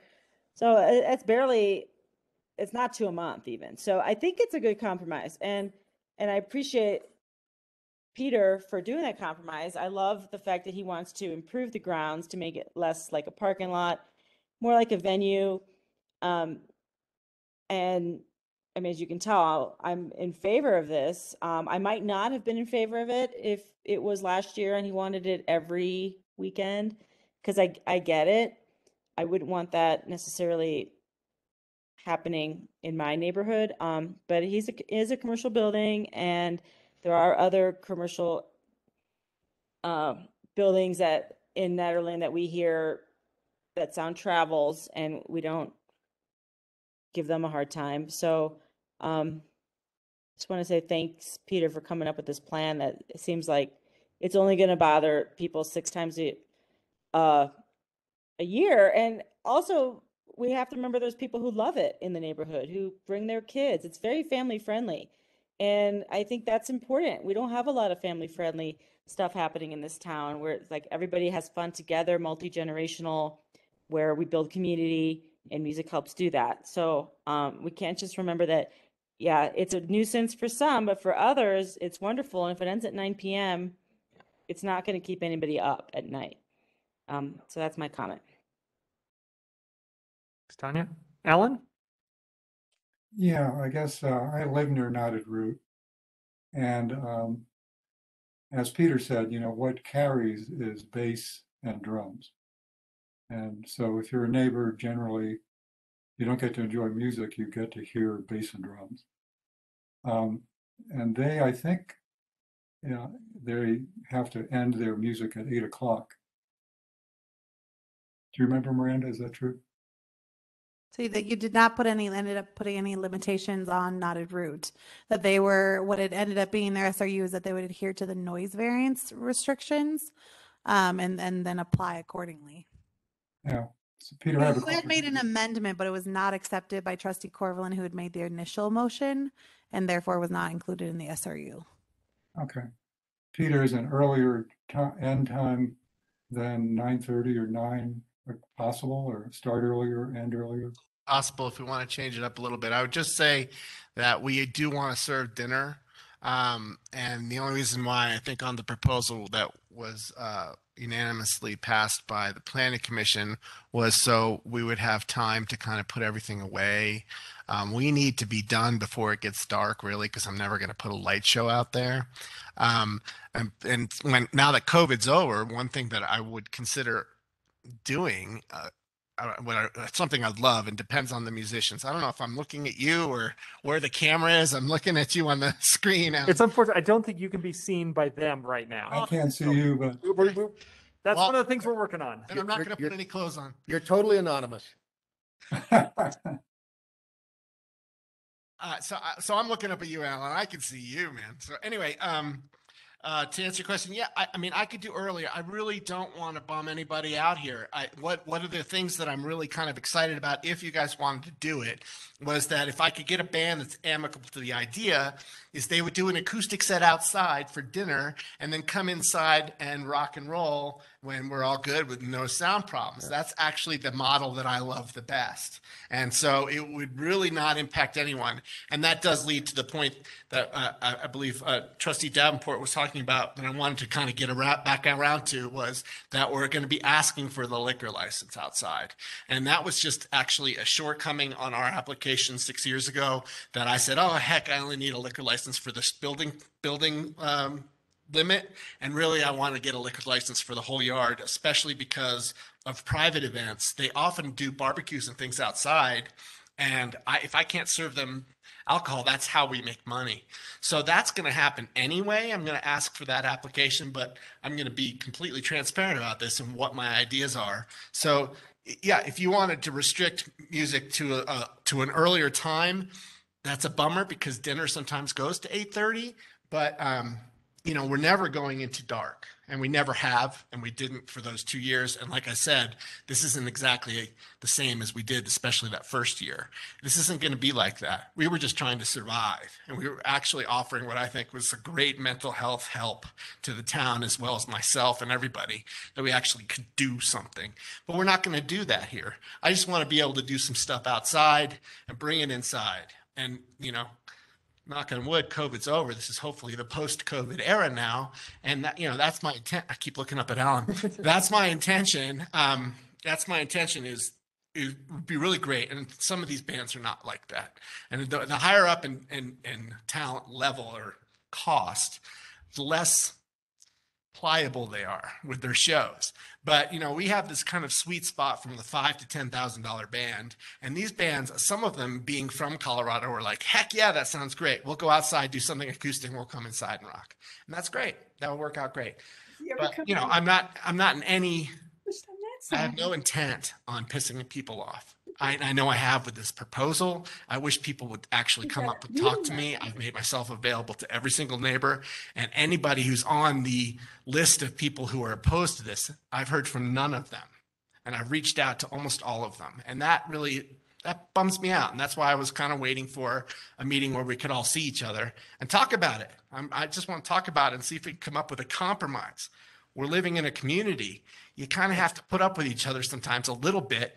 I don't like tennis or ice skating. I was happy for my tax dollars to go towards the tennis rink and the ice skating rink. And that's my point, is that, you know, people like to do different things in the community. And so if you can come up with compromises, that's really the best way to kind of be one group. Let's not start a war with the hockey guys right now, right? But yes, it's my example of how, you know, acoustic outdoors everybody needs to be for everything to be a community. You got to really kind of work with each other, and I'm totally up for that. So yeah, that idea of acoustic outdoors and amplified indoors makes a lot of sense, and or maybe an earlier quit time. But let's see what the community has to say too. Thank you, Peter. Well, I guess one other thing I'd say is I wish we could get NedFest going again down there at Curcio Field. So if there's anything you can do to help out. I've thought about it a lot. I keep looking at you, Alan. If you look at that other TV and that camera, if you step one step to your left and look at the camera, and yeah. Looking at you, Alan. Oh yeah. Move to the mic. You don't want to talk about NetFest, but the person who owns the name is not necessarily releasing it. NetFest could come back. And, you know, as long as people are willing to work together, I think we could at least get a festival back in town. So Julian, did you have some questions? Yes, I did. So, Peter, listening to you talk about your PA system, I was wondering, this is just me being curious, but it might lead to something fruitful. Okay. What prevents you from simply limiting the output through your PA? Is it because some we of the use bands, limiters for sure. could it be that, is it because some of the bands come with their own equipment and aren't going through yours? That's the crux of the problem. Okay. So if you got a guitar player who thinks he's guitar god of the world, Yeah. he comes with his Marshall stack. I'm already rolling my eyes. This happens in our small little 65 by 100-foot space. Yeah. I got a guy comes in with 8 speakers, and I'm looking at him like, you think I'm going to put you in the PA? And of course, I'm not. Yeah. But he's got his own amplifier, 120 watts, and he just blows our doors, and we literally have to mix around him. Yeah. So that was the 2 altercations I had with performers last summer. They just wouldn't turn down, and I threatened to put my boot through one guy's amp, and it was an ongoing struggle. And I want the community to know that I was aware that a couple times we were too loud, and I did whatever I could as quickly as I could to chill it out. And those are the kind of acts that we won't book again. We'll make sure we're not going to get a funk band, right?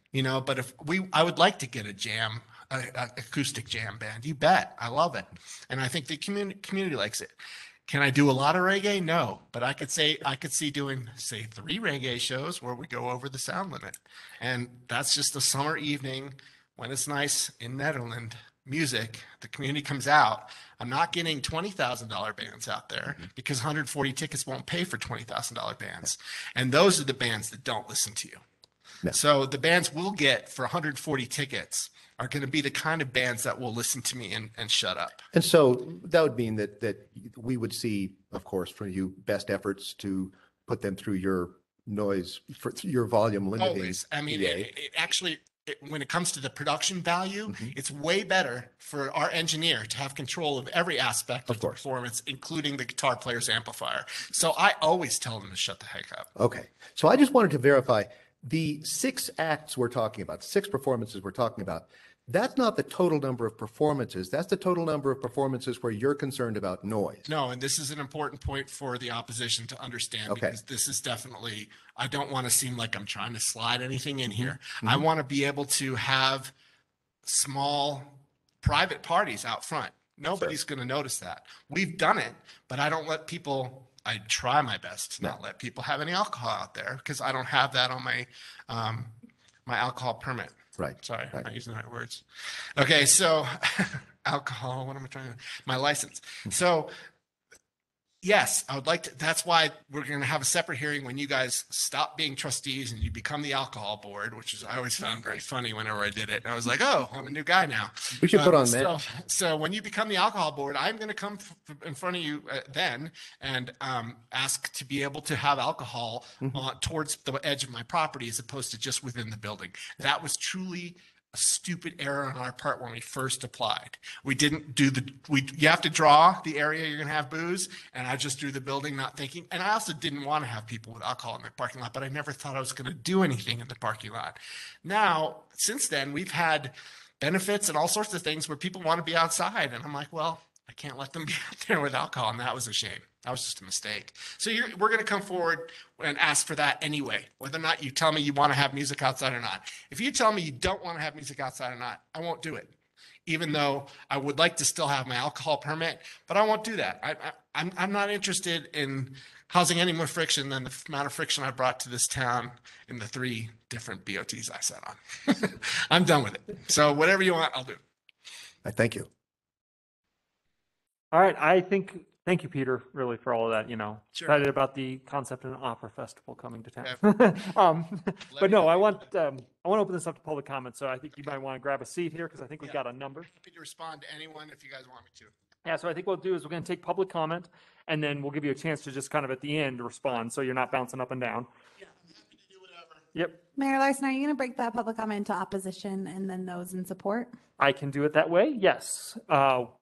Let us start with those in support.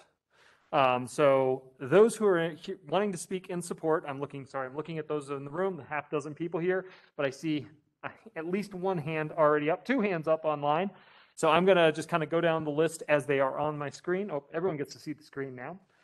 So Let's start with, I see Jenny Hammers. Your hand came up very first. And so as usual, just kind of introduce yourself. You're a town resident or not, and then you can have 3 minutes. Hi, my name is Jenny Hammers. I've lived up here since the last century, and I just wanted to say I 100% agree with summer needs for live music outside in our community of Nederland. It's one of the reasons we moved here. It's, family friendly. It encourages outdoor meetups. And of course, we all live in the mountains to be outside as much as we possibly can. And so I just wanted to raise my hand in support of 6 shows, which seems like a great compromise, and enjoy our summertime, which is short in Nederland, with live music. Thank you. Thank you, Jenny. Larissa and Josh Brown. Hi, my name is Larissa. I've been a longstanding resident of Nederland along with my husband Josh, and we just want to say thank you to Peter and all of the staff at the Caribou Room. We're super appreciative of all of the different music that they provide to the community. But over the past 2 summers, we've really enjoyed our time outdoors, and I agree with what Peter said about it being a special opportunity for well-being during a really difficult time. Our own family with our young son, as well as several of our friends and their families, enjoyed really great outdoor music, but also in a family-friendly environment. And that's what I think is one of the huge bonuses of these outdoor concerts. It's at a time that's accessible for families, but it's also an event that all members of the community can access. So I'd like to share our support and hope that other people in town agree that this is a great opportunity for the people in town who are into live music. And I know there's a lot of people who are. And I think that there's a nice compromise with respecting the neighborhood, the times and such, that it's not something that's super impactful to the people who live around there. He's being really respectful of trying to take care of his neighbors, but also trying to provide a cultural opportunity that many people in town enjoy. So I really hope that we move forward with this idea. And thank you again to all the staff of the Caribou Room. Thank you, Larissa. Chris Eddy, I saw you actually physically waving your hand in the video. You're on mute right now. Thank you. I've unmuted myself. Thank you. Yes, I'm here in support of Peter and the Caribou Room. I think they do good work. We are neighbors there. Peter's house is or was physically adjacent to our house, so positive adjacency there. We've enjoyed their shows. We have never been disturbed by any of the music. I do get the concept of sound propagating like an aerosol, where it's likely to blow in the wind, and somebody who's downwind is likely to receive it. And there are also unique properties of audio. But Peter, I think, is unique in that he has special knowledge and insight and experience in how sound works and how to control it. And I think he does really good work. A long time ago, when the Caribou Room was looking for to get started, I spoke in support, and this was from the summer of 2013, and I did find a note of my written report in support of the Caribou Room, and I'd like to read it at this time, if that's okay. I don't hear a response, but I'm going to take that's okay. Floor is yours to use as you wish. I heard words, but I didn't understand. Go right ahead. Thank you. This is from August 6th of 2013. My wife, Gail, and I are both in strong support of the new establishment. We live about 1/5 of a mile away, and we both think this is a phenomenal concept. This is likely to be a well-funded and well-executed project, and there are many opportunities for both it and for Nederland to succeed, and I expect for a long time. This multiple use of one already built commercial structure is an intelligent and efficient usage of space and location. My personal request is that you focus your attention on allowing an industry to grow within town, which continues to support a great tradition that is Nederland, which is music. A new high-end music venue with good audio and acoustics, which is inviting to high-quality musical acts is almost slightly out of town and is on a main road and unlikely to drain traffic through a neighborhood, I think this is extremely beneficial for Nederland. This new venue can also provide a musical and economic diversity when the new major building project that is going to occur in town begins. With almost a full city block of downtown under construction in about 4 phases over about 5 to 7 years, the town is going to need more than downtown Nederland for nighttime music, which means either the Pioneer Inn, which will be impacted for years by this likely major construction project, or the stage stop or down to Boulder, which will result in a net cash outflow from Nederland.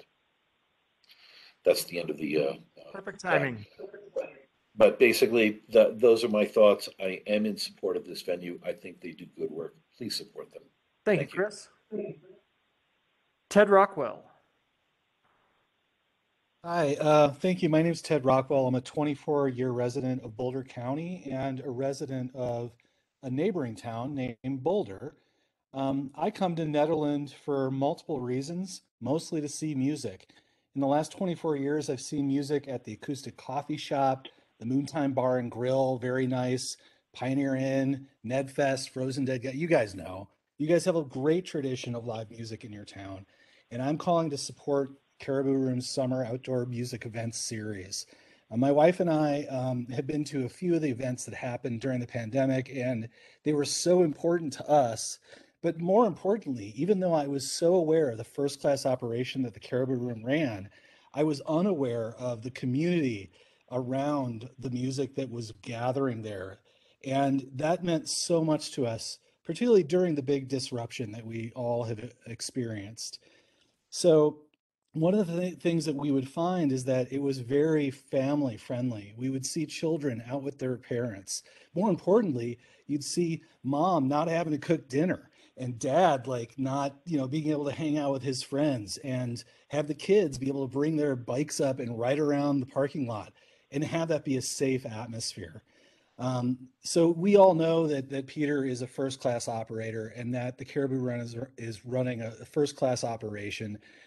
I would absolutely 100% support this Board of Trustees in making sure that the Caribou Room can run that kind of operation in the summer. I think that it would absolutely be a focal point in the summer for people to come to Nederland and spend their money there. I mean, I'm someone who's contributing to your tax base by showing up and buying a little bit of alcohol and a dinner and some tickets.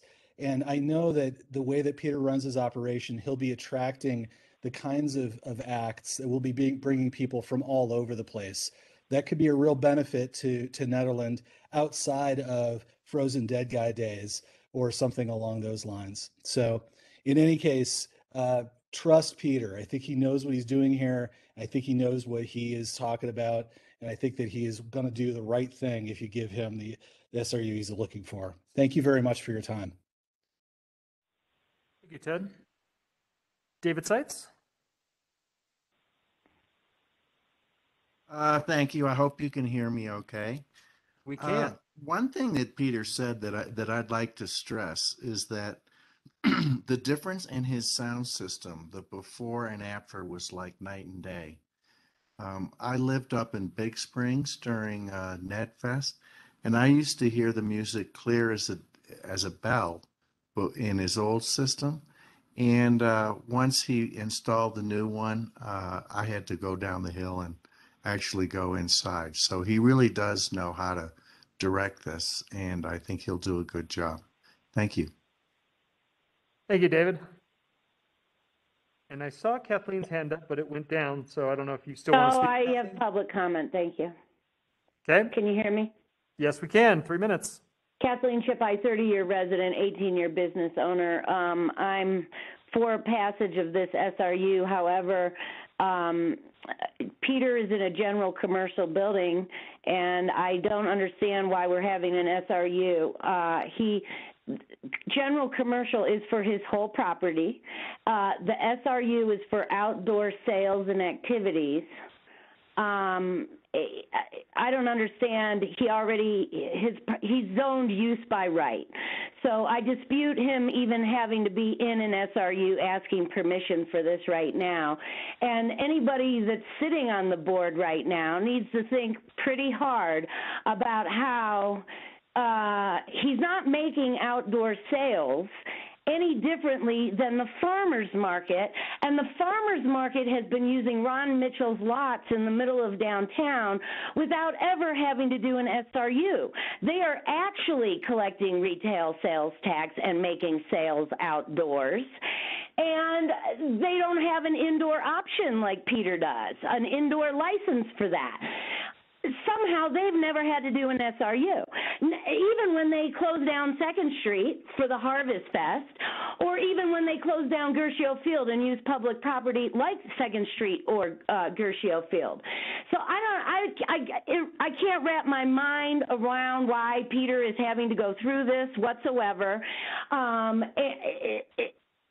I want the town administration to think about different interpretations of the code, because when you have a use by right, you have a use by right. Peter does not have to pay extra to ask permission to have outdoor activities on his general commercial property. And I am sick of people's uses by right. I mean, you're devaluing property values when you act like people don't have a use by right. Then they have to pay a bunch of money to do an SRU and take time and beg. And I can't stand seeing Peter have to bend over. I can't even believe what I'm hearing in the comments from some of the board members, okay? Because Peter shouldn't have to give up any of his use by right. He shouldn't need to be paying for an SRU. We shouldn't all have to come and testify what a beautiful thing it is to have music and culture in Nederland, Colorado, for God's sakes. So I'm disappointed that here we sit. I think Peter should be reimbursed for the SRU, and I hope Peter has more than 6 music events, because the board, not this board, but the previous boards that Larson had sat on for the last 8 years, have really canceled out a lot of the outdoor music in Nederland, and it's really a shame.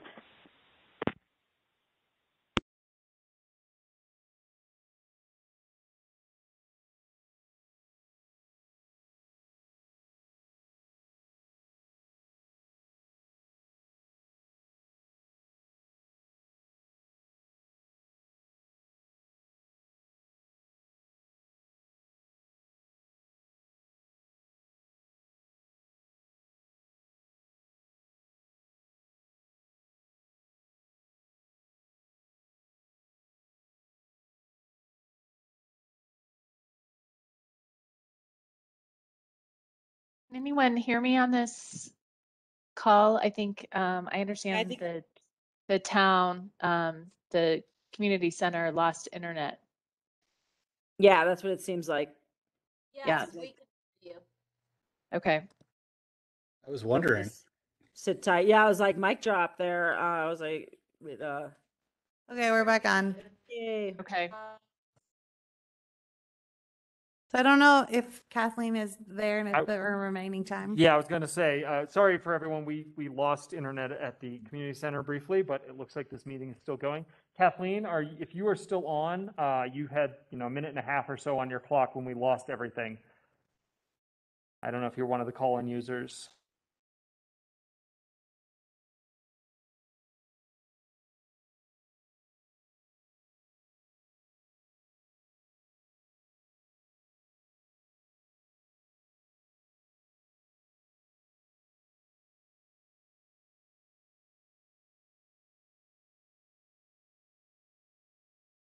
I think we lost him again, huh? Yeah. I believe most of the public heard Kathleen's comment, if you guys did not. Okay, you guys, so it was still working for all of you. Well, it was recorded. I think if she's on, she should probably just be allowed to continue. have 3 minutes. Redo. Yeah. Have 3 minutes again. Okay. Kathleen, did you hear that? I'm assuming she'll probably need to call back in if you wanted to have somebody else go first, and then, because we lost a lot of call-in users. Oh yeah, we did.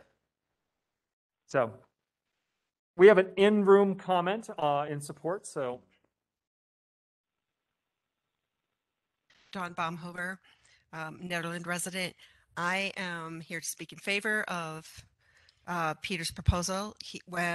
Before he had the Caribou Room, there was concerts here in the community center, and it turned out to not be the right place to do it. And he said, I'm going to get a concert venue in town. We need to have one. And I agree with that. He's done a great job. He's done everything he said he was going to do. And he does. So I think outdoor music in the summer is everything he said I agree with. And it's family friendly. And people who don't know the property, there's a large fence all around the perimeter. It's a completely contained area. So it just works great for what he's proposing. And I would urge the board to support him in this effort. Thank you. Thank you, Don. Again, I will throw this out for anyone online, including yourself, Kathleen, if you are one of the new call-in users. We lost you halfway through. Okay. So, Yep, and I don't remember what I said, but I would like to finish. Yep, please, go ahead. You can have another 3 minutes. Okay, Kathleen Chipeye, 30-year resident and 18-year business owner, and I believe, yes, that this should be passed, but my biggest concern here is that Peter has a use by right because he's zoned general commercial. That's for the whole property. It's not just for the building. He doesn't have to ask. This SRU is being brought under outdoor sales and activity. Peter is not, he's zoned use by right general commercial to do those activities on his whole piece of land. He doesn't have to ask special permission and pay for an SRU and pay for the town attorney, however this pans out. This should not be happening. And I want the board members to understand that the fact that you're doing this to Peter makes me say for the 5th year in a row, we need equal treatment under the law, and the Nederland Farmers Market is the only people doing outdoor sales, and they actually collect retail sales tax and pay it, which would be the proof that they're doing outdoor sales. And in 5 years, no matter they use private property from Ron Mitchell, or they close down 2nd Street, which is public property, or they close down Gershio Memorial Ballpark, which is also public, they have never once had to do an SRU. And they have never had to put their activity and their outdoor music, and most specifically, the thing that brings us here wrongfully tonight, outdoor sales, okay? Peter is zoned general commercial. He can do sales, okay, on his property as a use by right. And I don't know what the board doesn't seem to understand, but we need to start treating other events that are outdoors equally to this. And for 5 years, I've been asking, when you put Ron Mitchell in the exact same lots, parking lots that the farmers market use, and you force Ron into a almost $30,000 SRU, and that's because he's paying for the town's attorney. I don't know if people understand that, but when you do an SRU, you pay for everything yourself, and they can deny you. Ron asked to go from parking to paid parking. That's a fee. It's not a sale. He's not returning retail sales tax. And you forced him into an SRU, and you're forcing Peter into an SRU when he actually has a building that is allowed to do sales and zone commercial, just like Ron. But for some reason, the farmers market doesn't have to go jump any of these hoops, pay any of these fines. Neither does, I haven't been able to pull a permit for Salto's outdoor music, for outdoor music over at Right. or for outdoor music at the very nice brew pub when they open their wall. Is there anyone else from the public who would like to speak in favor of the SRU? I just saw a hand pop up. Karen Blakemore. No te vayas ahora porque puedo dormir más tarde mañana, mi amor. Yes, I'm on the Planning Commission. We approved this SRU, and I am personally in favor of it. Thank you, Karen. Anyone else?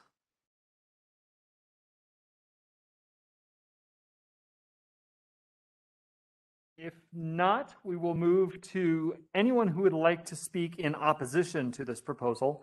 I know we have one member of the public here in-house. We'll start with him while everyone else can start raising their hands online. I believe Bill Eichler. So again, for those online, on video, start waving or use the hand wave function, and we will call on you next. Yeah, Bill Eichler, 61 Tejas Lane. And my wife and I have been living at our house for 22 years, and we're just to the south and west of the Caribou Room. And before I go any further, I want to thank you for having this hearing tonight. So when the music is cranked up on the variance, we can hear it very clearly. Trees or not, it doesn't really matter. We can hear it very clearly. In fact, last year, somebody was doing Grateful Dead covers, and I could hear the lyrics. And I'm a Grateful Dead fan, but not when I'm not when I'm eating dinner out on my deck at night, you know. And so the late hours are not a problem. It's during dinner. We're out there entertaining friends. It's nice and quiet, and you can hear the Grateful Dead. So anyway, that's the main gripe I have. It's not so much the decibels, it's what we can hear. And going back to the history of the Caribou Room, there was opposition to it when it first opened as a venue. And as Peter said, he soundproofed it, took care of most of the concerns. I did complain once to Kimba that I could hear the bass notes through the walls of my house. I could feel them. I couldn't hear them. And so she gave me some free tickets to a concert, and that was great. And I feel like they addressed that. I can only hear it once in a while, but we can hear the outdoor music very clearly. So if you can imagine living next to Nedfest or Frozen Dead Guy Days 6 times in the summer, that's what we're going to be hearing. And I read a lot of the comments in favor when it was before the Planning Commission.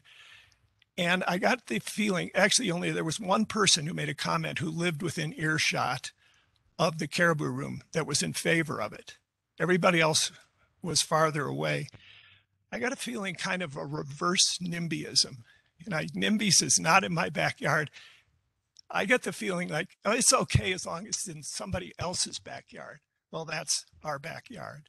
So that's kind of a cavalier attitude. Now, I do agree with Peter that we need an outdoor music venue. I'm a fan of the Caribou Room. My band has played there as an opening act several times. I've gone to concerts there, and I've gone to Nedfest. I miss Nedfest. But we need an outdoor music venue. It's just not at the Caribou Room. There was talk of having an outdoor music venue down in the park, and I think that should be looked into and supported. I guess my 3 minutes are up. All right. Thank you for hearing my comments. Thank you very much, Bill. I actually don't see any hands up online, but I know we'd received an email earlier today. Roger, I see you're online. I know you signed up to speak. Can you hear me, Chris? Yes, we can. Welcome. Okay.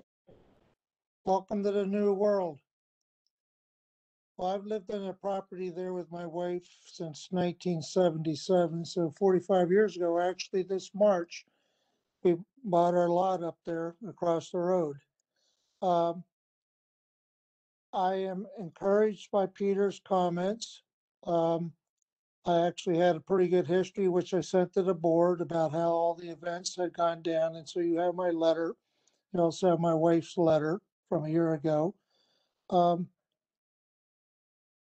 I'll just go with a couple of questions. Peter said that, that we have never contacted him. Well, he's never contacted us.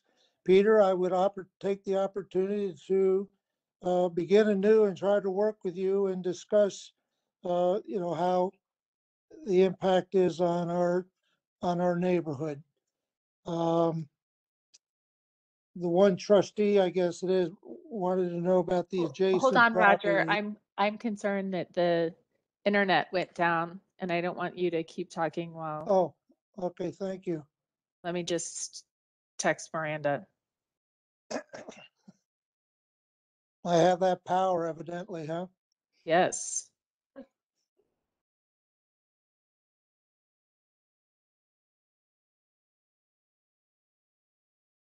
Okay, they lost it again, so maybe let's just wait. Yeah, until- I can tell when it comes up, and I was looking at my notes and looking down. Thank you, Jennifer. Yes. He's proposing six events Better in than the every whole summer. weekend. Yeah.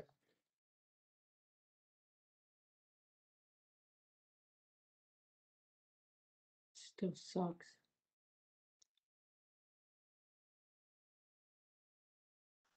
Awful lot of some. Yeah, I know that.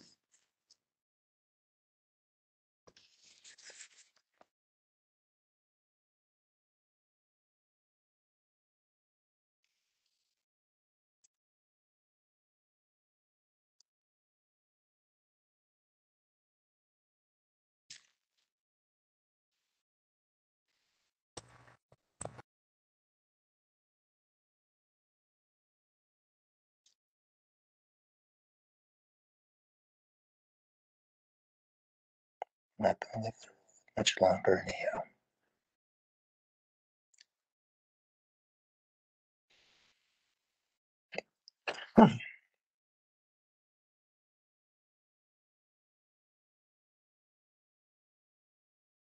I think we're coming back. All right, we're back again. Okay. Roger, we lost you after 1 minute of your time, so we lost All right. Well, relatively early. after 45 years, do I get to start over with 3 minutes? Okay. Sure thing. And I'm not certain where I left off, but I just wanted to reach out to Peter. He said that, we've never communicated, and that's a true story. I've never actually talked to Peter one-on-one, but I would welcome the opportunity, Peter, as sort of one of the main neighbors here, to come and talk to you. I'm encouraged with the 6 events, so I have a couple of questions. Is the Stop, Roger. I'm Oh, sorry. geez. I know. That's okay. Well, thank you for catching me. I Yeah. was just looking down my notes again. Is this the first meeting with this new This is, setup? it is. Well, I see Trustee Coombs Ismail is back. So Oh, here, here they go. back up. Yay, right. back again. Okay, we'll try. Again, I'd be glad to work with, I have some questions. I'll be glad to work with Peter. Are the 6 events 6 nights, or, is that Friday, Saturday is one, Friday, Saturday at another time? So is it 12 nights, or is it 6 events, would be a question that he could answer. And I would like to have the trustees consider that the actual music stops at 8 o'clock, so that there's time for sunset and all those other things, and they can clean up. And I think most of the time, as he testified, he would do that. So he ought to just go ahead and say 8 o'clock is when they pull the plug. And also, what I wanted to know about the alcohol at the other events, are the other events, the outside events that they do, is there going to be people outside drinking, past 8 o'clock? So how long do the other events go? Because actually you get 50 people out there drinking beer. And it can get pretty noisy. And actually that was, one of the concerns, the original concern of the original venue was the outside alcohol parking and people just being outside talking. So that was why there was not actually a deck where people could hang out and smoke. And I just wanted to say to the one trustee, adjacent property, yes, most of the neighborhood, the Indian Peaks, is to the west, but the property due south is the property line of the nearest resident and the property line of the Caribou Room are adjacent to each other. It's the same property line, just to the south, and there are 2 or 3 homes right there that are right adjacent to it. And actually, they're the ones that are least impacted because of the way that the stage is set up, going noise to the north, northeast, and northwest. And so that's why the people over at Indian Peak subdivision are actually impacted. But Peter, when I get back, I'll be glad to contact you and work with you and see if I can't be a liaison with the neighbors.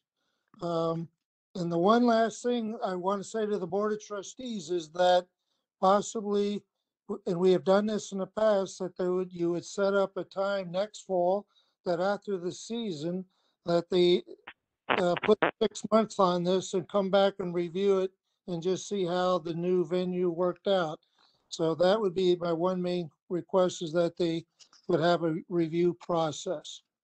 But I think that's all I want to say at this time. I had quite a letter written up, but considering what I heard Peter's presentation, and I'll work to keep you at your word, Mr. Peter, and thank you very much for trying to adjust to the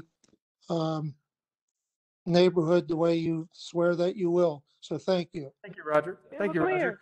We'll have a answer that question at the end. Let's get the people. We have strong internet going here because I see another hand up from the Pattersons. Yep. Okay, this is Mark Patterson. Can you hear me okay?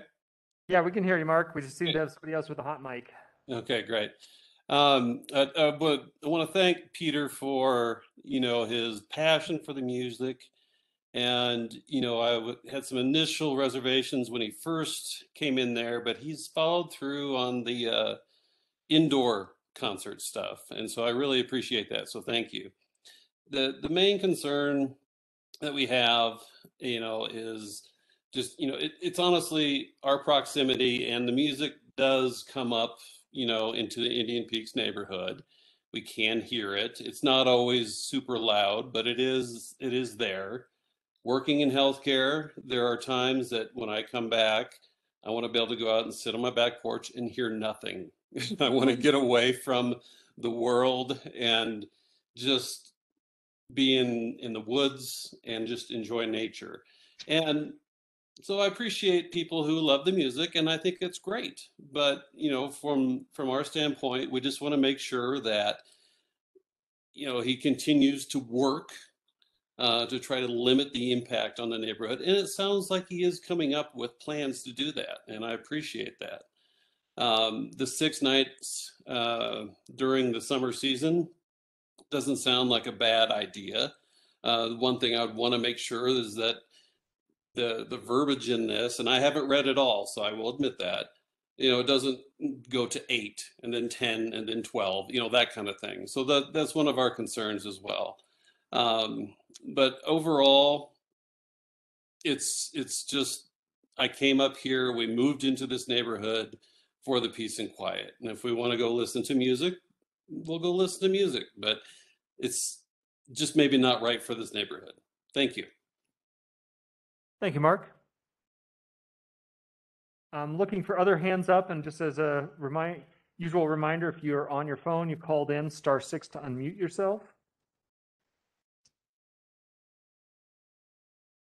Otherwise, I'm currently not seeing any other hands.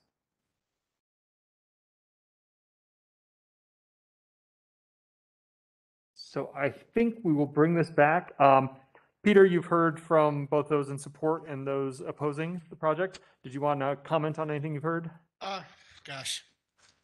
Or maybe answer that one question about the 6.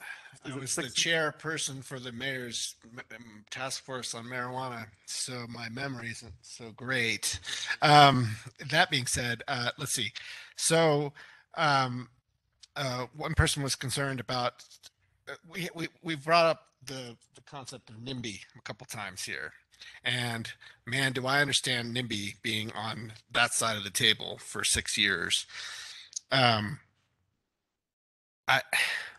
This is a tough one because I don't want to bum people out. But when you say it's okay to have music, but you can have music down in that neighborhood and not have music up in this neighborhood, that gives me a great pause to the NIMBY aspect here. that is truly not reverse NIMBYism. That is NIMBYism. That is saying, I'm okay with this in my town, just on your guys' yard, not my yard. I have a tough one in that. I really do. I don't think it's fair to say we want this in town, but we don't want this nearer to our house because I come home at a certain time of day and I want absolute quiet. You live in a community, you pay community taxes, you participate in a community, and we tolerate each other. I'm not going to pretend that my business model has zero impact on my neighbors. That would be, disingenuous of me to say that. I get it, and I'm trying to find happy ground here. I'd love to be able to do, all sorts of festivals and activities up there. I feel like this is a really reasonable compromise. Just to be free and just to be transparent, I will be honest with you. I'm talking about 6 shows that go above the current sound ordinance, and that's what we were doing. But I want to reiterate that we don't want to do what we were doing 2 summers ago and what we did partially through last summer. And I stopped because it didn't work. But in response to Roger Cornell specifically saying perhaps a trial, 6-month trial, I got to say that won't work for us, because the whole point here is whether or not I'm going to be able to do some purchasing and some infrastructure buying to maybe be able to do several events a year outside. So the trial would fail me in that I wouldn't be able to do it because it wasn't working financially just even last summer. It wasn't even breaking even. I'm not trying to get rich on this thing. I'm just trying to break even and keep these people employed who are my friends. And when I have to shut down for 3 months, which is pretty much what I have to do in the summers, I lose those people lose jobs. And we are talking about 19 people's jobs who live in and around Nederland. So it's tough. I hate the idea that I'm bumming out anybody about having music. I'm not doing this every night. We're talking about Saturday evening and a music series. I will actively try to find music that sells tickets that is acoustic. I am being honest here. That is what my intent would be. I can't do that right off the bat. It didn't work before. But no, we did no holds barred first summer. I booked as many shows as I could. That wouldn't happen. And then last summer we tried and it failed. And I don't know if anyone noticed, but we didn't have shows in August and September because it was failing. And part of that was because I didn't have a dummy waiter, because I didn't have a system set up, because I was renting a lot of equipment, and that I can't do anymore. It doesn't work. So this is kind of an all in, all out. I'm willing to sign whatever, but let's keep in mind that I'm operating within the already predetermined ordinances.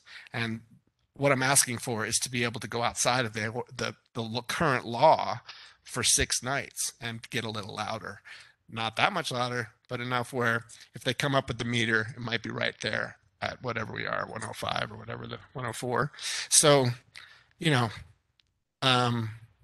when it comes to bass, Mr. Eichler's exactly right. Bass is unidirectional.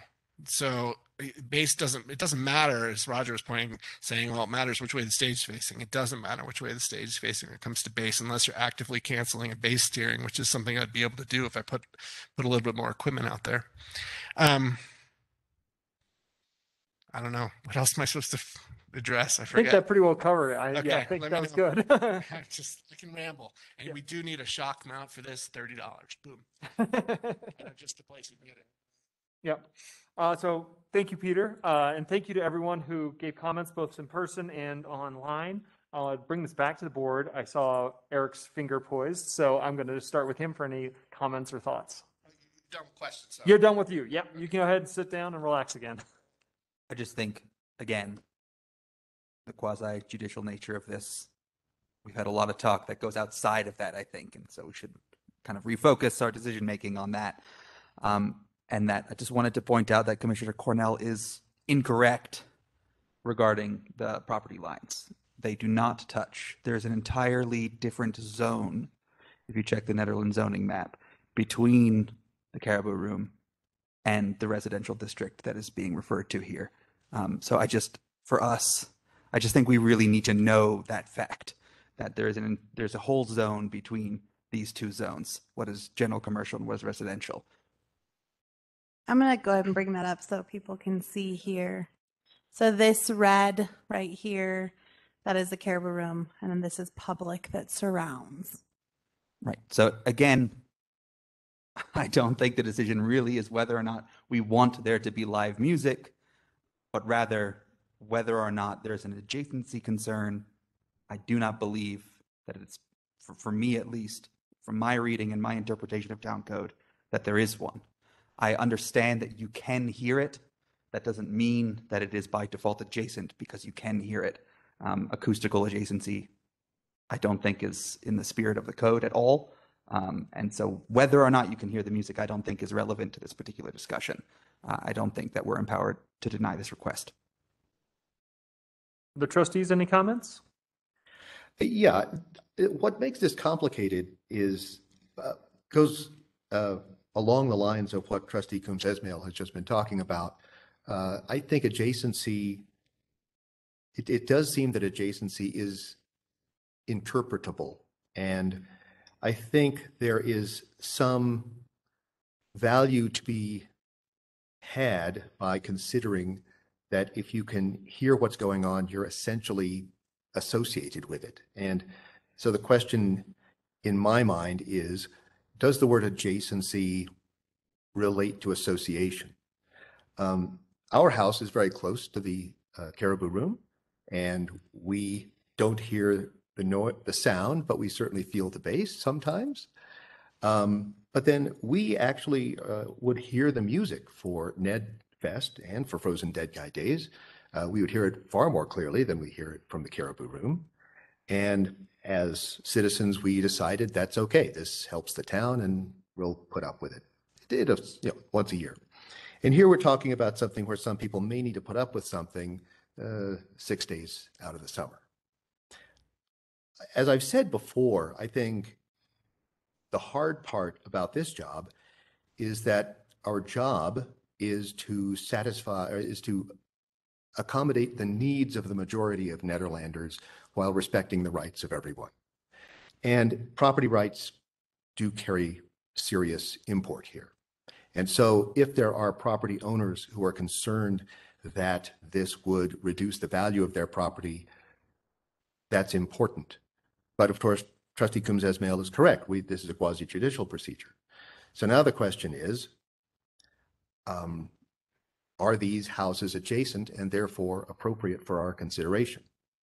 And the real problem, as one of the speakers has brought up, is that music is not noise. And in fact, Peter Fiore mentioned this in his write-up, and I agree with him completely. Music carries content, intellectual and emotional content. I can listen to white noise from the highway all day long, and I'll eventually block it out. But if I'm listening to bluegrass, I don't like that at any volume. So we just have to deal with that fact. This is a noise ordinance, but we're not talking about noise. We're talking about music, which is more effective than noise, and that's important. So we come back to the adjacency issue and whether adjacency actually means association. I am struggling with that. I tend to believe that Trustee Coombs-Esmail is correct, that adjacency, according to the code, is not as far as association. And so I'm going to be struggling right up to the vote on this. But I certainly want to say I appreciate the comments from the people who were in favor and the people who were against. I think they were very sincere, and I think their concerns are all to be noted with great care. And I want to say how much I appreciate Peter's work on trying to make this a decent compromise. So that's it. I just had some thoughts, and I decided I would babble for a little while. So that's it for me. Thank you. Julian, Jonathan, anything? I believe Trustee Taylor and Coombs-Esmail have basically explained this to the T. I would like to just, while I fully agree with Trustee Coombs Ismail on the point that on a quasi-judicial, this is pretty clear cut and dry. I also like the idea that we do debate these things on the town of Nederland, and I like the fact that we do hear from our public and that we take the time to point out that these concerns are valid, but they are actually not within our purview to make this decision. Largely, we're always, as Peter pointed out himself, a former trustee, caught between trying to appease everybody and make the best decisions for the town. As Julian said, after 4 years, I'm kind of just flopped to the side of I'm going to go with the benefit of the town full on, and I'm kind of going to tell the landowners that might take the short end of the stick. That sucks. I've lived in Old Town. I've lived on 3rd Street. There's a lot of places in town that just your average day, people's quiet homes that they moved up here to be a part of is taken over simply because they live in the proximity in town. So I think sometimes when we, at least for myself on this board, when I hear comments that are, this might affect my property value, this might affect my peace and quiet, I really just can't, as much as I respect Trustee Taylor's comments, they should be listened to, it's starting to wear on me that I think our focus should be a community. And I think we should have the focus of moving toward community and not retirement community. So just putting that out there, that I think this is probably the 4th time in these SRUs a discussion about somebody's individual property and their quality of life has been brought forward as a reason to reject a potential business opportunity from coming into town. Please continue with your public comments, but no, I stand in opposition to you. Thank you, Jonathan. Lindsay, any comments or thoughts?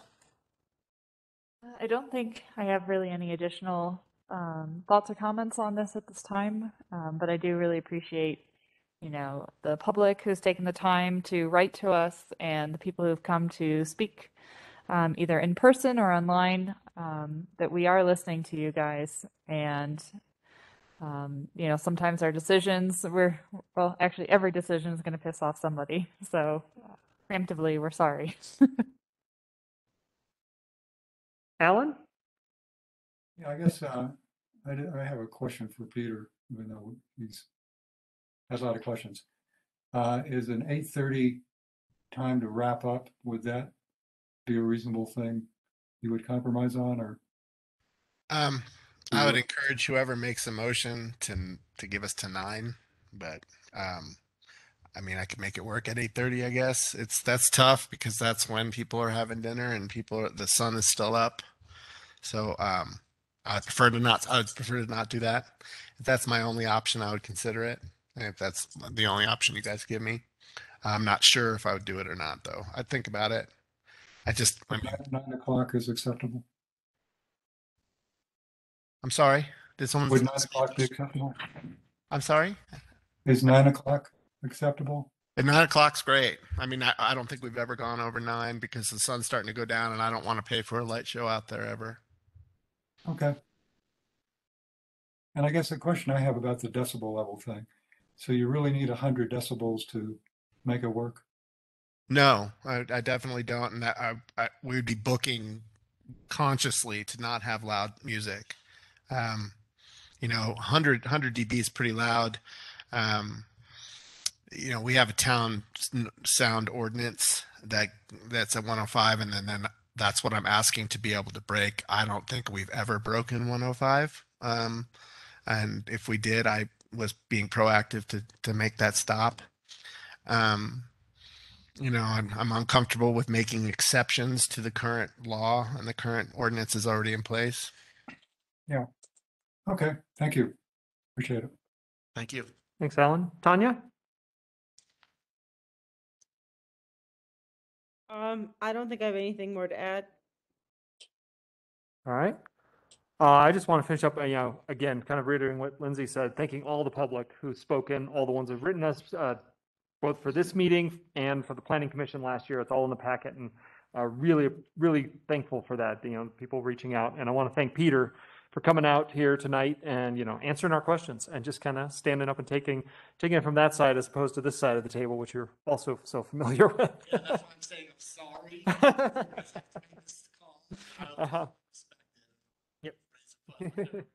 Yeah, Mayor, so I just want to offer a point of clarification that for our noise variance, so the decibel level is 72, and with a noise variance, you can go as high as 105. okay. So Does that Trustees? still work for you? I would like to make a motion, but is there a specific language that we need to use to do this for an I SRU? believe you just need to approve the SRU either as written or if there's Correct. And so the amendments that were proposed at the planning commission are in the current SRU. Right. So you could adopt the SRU as presented. Right. I do want to know, however, that the SRU, the planning commission had an end time of 9:30. Right. So you could amend. I actually I would know, motion. Miranda, let me just clarify too that there was another amendment at the planning commission, and so the SRU is currently drafted as a 9 p.m. end time. 9 p.m. Oh, okay, thank you. That's what's in the packet. The other thing that probably should be clarified is there was some discussion about occupancy of the outdoor space being limited to 150, or excuse me, 140 individuals. The one in the packet says 150, and that was what was approved by the planning commission. I motion to approve this SRU as written. I'll second that. comments or So wait, so as written is what we see, not what was just corrected? right. Correct. So What 100 you- yeah. 150 individuals for 6 nights from 5 p.m. to 9 p.m. Correct. Thank you for that clarification. And at that, and actually it is right before you in what I'm sharing on the screen is there was that amendment to 9 p.m. So it does include the 3 terms. So the maximum of 6 noise variances per year, maximum of 150 people at the outdoor event, and that the restricted schedule for outdoor events is from 5 p.m. to 9 p.m. That is what is in the SRU in the packet before you. In the bolded section? If you go down further, Yeah. Herring proposed an earlier end time of 9 p.m. with aforementioned motion language, seconded by Commissioner Giblin you with look- all 5 in Okay, favor. yeah. Okay, I see that. And in the actual SRU, it says 9 in a couple places.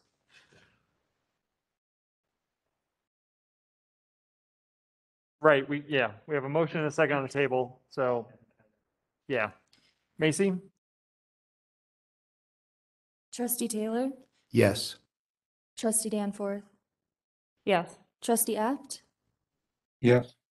Trustee Coombs Ismail, Yes. Mayor Larson, Yes. Trustee Corvallin, Yes. and Mayor Pro Tem Baumhover. Yes. Thank you. Unanimously approved. Thank you so much, everybody. I really appreciate it. And just don't hesitate to call me. Don't hesitate to call me. If someone's really bumming out, I'm going to deal with it. Okay. Yeah. Thank you. Thank you, Peter. So I've had a request from this board. Let's take a 10-minute break to get some water, nature breaks, and return here at 9:35 p.m. to continue with our agenda.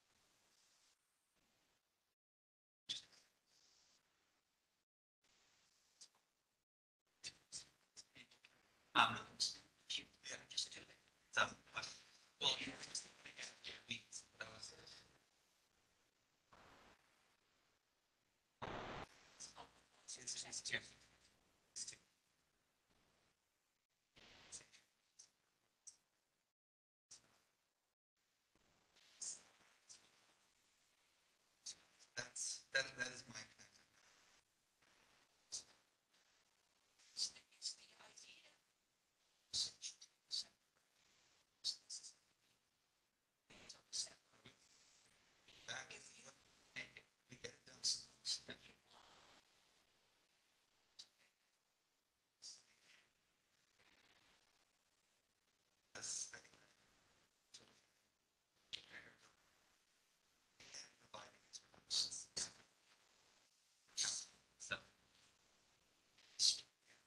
So what I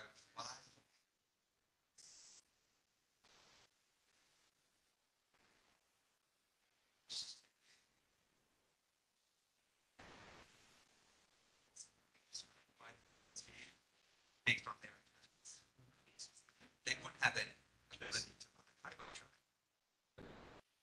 Yes, but that we are choose whether or not.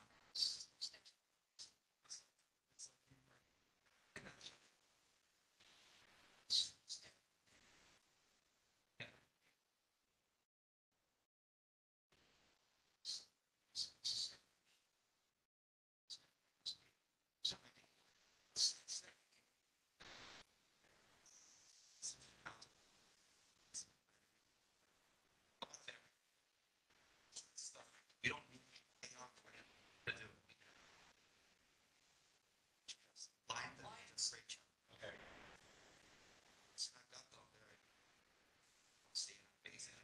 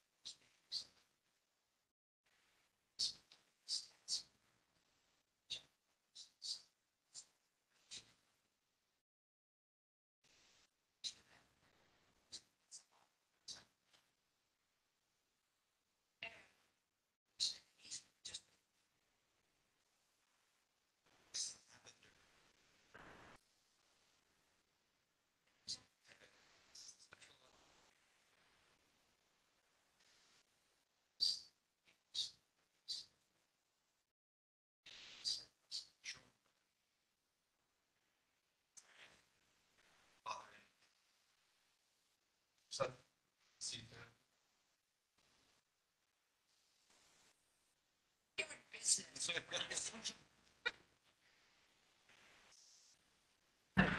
All right, for those who are still with us online, it's 9:35, and we will call this back. Tanya, Alan, I hope you guys are back with us as well, because we have one discussion item this evening, and that's the results of our parking survey. Yes, so I'm excited to announce that for our parking survey, 122 citizens participated and 61 businesses, which is huge. So first want to shout out to Trustee Corville and Trustee Danforth who put in the work putting the survey together. I just pulled the results down for you. So in the packet are the different comments and the results from the survey. In reviewing them, I offered some suggestions on some things as town staff we could start to focus on, and I would like to go over those with you. But kind of the purpose of tonight is to get additional feedback from you on other things we could do. So in terms of next steps, the first thing is enforcing what we already had came up a lot, especially that 2-hour parking. And so we'd like to talk with Ned PD about ways in which we could focus time or how we can implement plans to enforce that 2-hour parking. I have spoken with incoming Marshall Feinlevin. I know she has shared that message with staff to start to look at parking, but maybe trying to tighten that up a little bit more. We do recommend you send these survey results to the Planning Commission to have them take a look at really kind of the parking code count. Obviously, we're struggling to enforce that because we can't come up with 39 spaces in the CBD. So taking a look at what might be realistic for that area. We'd like to talk to the DDA. You know, they're already doing wayfinding, and wayfinding came up quite a bit throughout this survey. So they're full steam ahead. I think it's just a matter of town supporting them with getting to the finish line. That tourism management grant we applied for would require them to finish wayfinding by May of next year. You know, so maybe with or without the grant, that should be a kind of our time frame that we're looking at implementing that. We also can dedicate space on our website that's really specific to parking. Where can you park? We've provided that special event map that we made that shows, and Trustee Danforth created a map. I mean, we've got so many resources showing where to park, so we could put that on our website. So when you come to town, maybe it's one of the first things that scrolls across the top of, I'm coming your way, where can I park? And make that pretty easy for people. We also want to talk with the businesses about where their employees park. I think there's a little bit of kind of some rumors of, you know, so-and-so parks out front all day long. We don't know that for certain, but maybe starting to brainstorm what are better places for those employees. Where do they park now? And try to get some of that factual information versus just operating off the assumption that employees are taking up that prime parking space. We would encourage ProSab to take a look at using Eldora or Conservation Trust funding to sign trails that help to connect. Not all of them are well signed. You could also look at that funding to assist with the maintenance of those trails so that they're not all, even if you sign them, if they're unmaintained, I don't know how you promote using them. So we'd like ProSab to take a look at what they could do with those funds that are kind of just sitting there, how they could use them for this. Talk with Public Works about what lots are in the right of way it could be used for parking. That was half and half. I would say more so unpopular than it was popular using spaces in neighborhoods. So I'm not sure how far we'll get, but we could ask Public Works to take a look at those a little bit more. And also develop a plan for restriping. We did identify there was a bit of a restriping snafu in the visitor center that tightened those spaces. And so just taking a look at restriping to try to designate spaces a little better. Connect with RTD about building a parking garage. I know someone somewhere, maybe Mayor Larson knows, had this conversation with RTD. I personally haven't, and so it may be worth, let's try it again and see where we get from there. We have talked with Boulder County and Eldora quite a bit about their parking issues and how they spill over into town. I know they're trying to be creative, but I think continuing to just push on that relationship and just encourage them to get creative so we aren't seeing the dramatic impact on us. What else can they do? And then also research how municipalities handle paid parking. That seemed to be pretty half and half. And then also, how does the exemption work for local residents? Because it seems like there was support there, but as a local, we should get some sort of discount or so many hours free or whatever that might look like.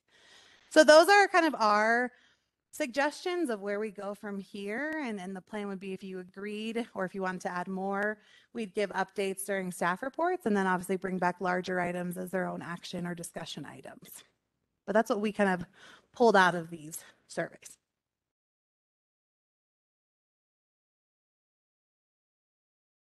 Yeah, I know that ProSab already wants to do this, but in order to do it properly, the Trails Master Plan needs to be done.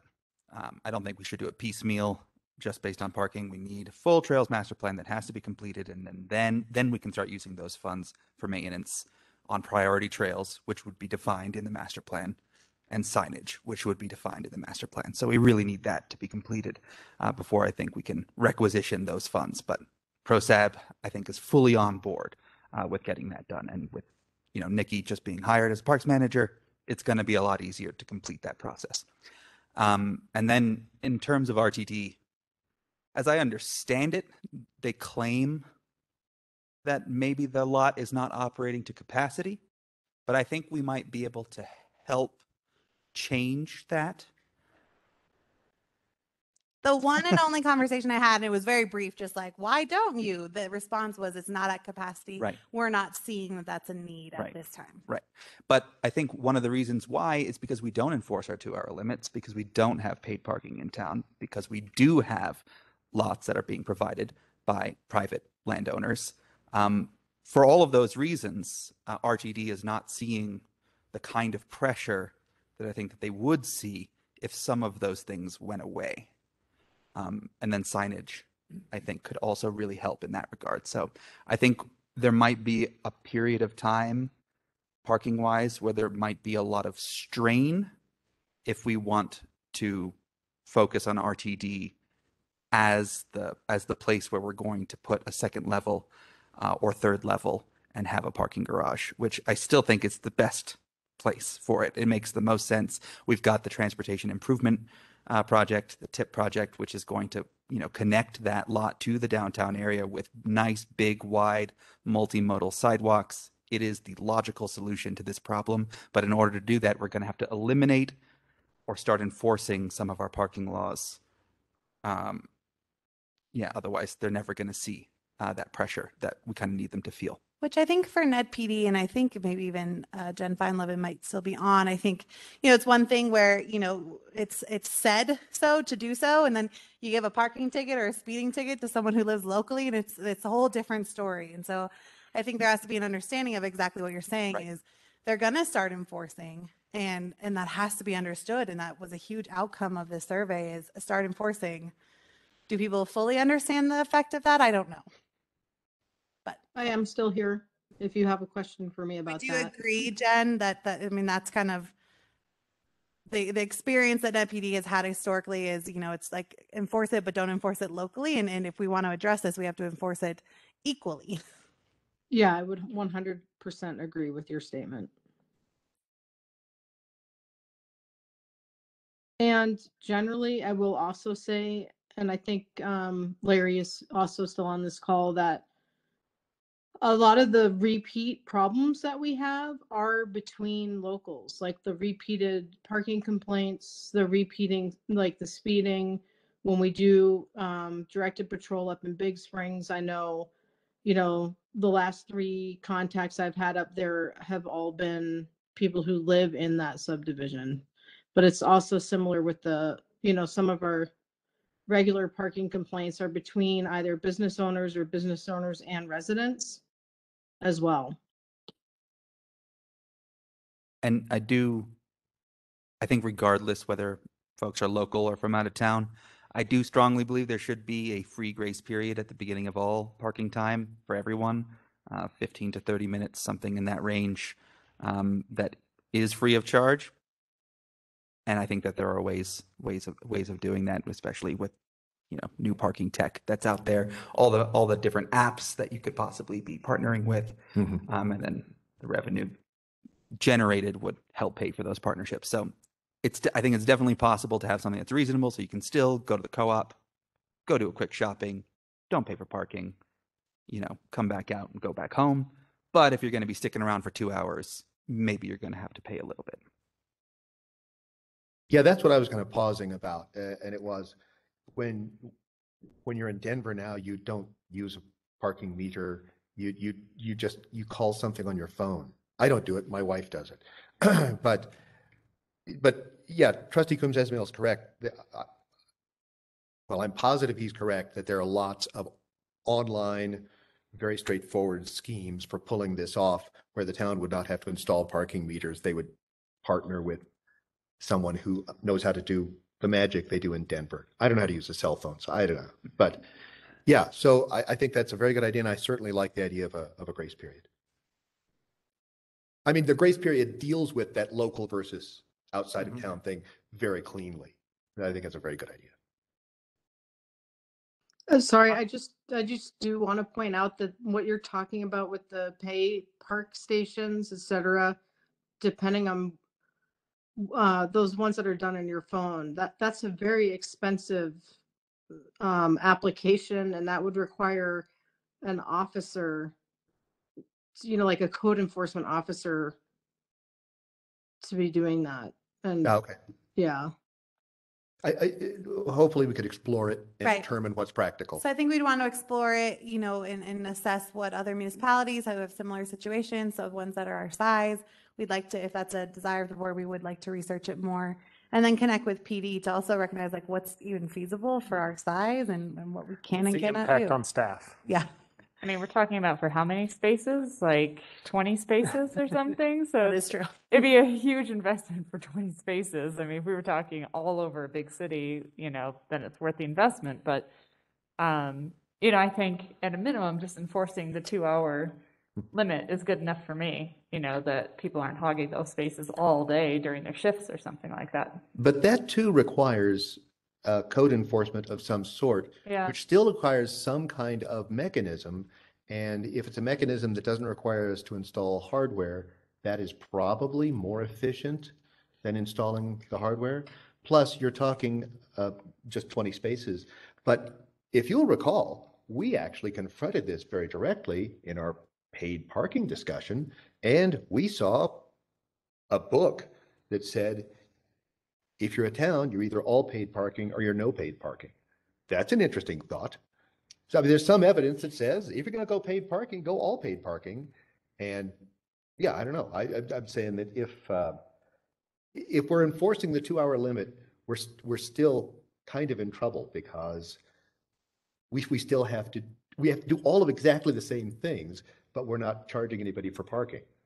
And Not to the mention, other way, we could charge people for parking as well. So if you're from out of town, you're going to park here for 2 hours, you'll pay us for, at 1.5 of those hours. and it really leaves the door open for unequal enforcement. I Yeah. mean, if we're not cataloging in any way or tracking in any way, Yeah. when people pull up into a spot, then what are we going to do based on complaint? Like, Yeah. is somebody going to call, Marshall Feinlevin Yeah. and say, hey, someone's been parked there for 2 hours and 5 minutes, And it's, go get them out? That, No, I mean, that doesn't for- work. like they do the Yeah. little chalk Yeah. marks. Right, but Yeah, and I was someone's thinking got to that's be somebody going up and walking down around First doing- Street doing chalk marks all day long. Yeah. Sorry, nope, that is illegal. That is an illegal search. So we would have to take Oh, inventory with either, photographing cars or making a log. The officers would of the cars and coming back and seeing if they're still there 2 hours later. Wow. thank you. didn't I know. have been educated. Yeah, I mean, I remember I've seen stuff on my tires show up. Yeah, that's relatively new case law. Okay. Probably about now a year or so, year and a half old. This actually came out of some of these newer companies taking on the paid parking role versus the kiosk through the cell phone type of thing. And our previous chief, not Larry, but Paul came in and gave us a really, really clean kind of explanation of that. So I would actually encourage all these board members and everybody in town to go over to Idaho Springs and check out how they do their parking, because they have one-way streets and they're also an old mining town that deals with a lot more traffic than we do because they're right off I-70. So paid parking is the way to go in this town, and it should be kiosks, but you don't need a kiosk next to every single park. If we have 20 spots, we have one kiosk. And those kiosks can be programmed so the person can either go to it or they can tap into it with their phone. So this allows for everybody, and I agree, it's time we go paid parking.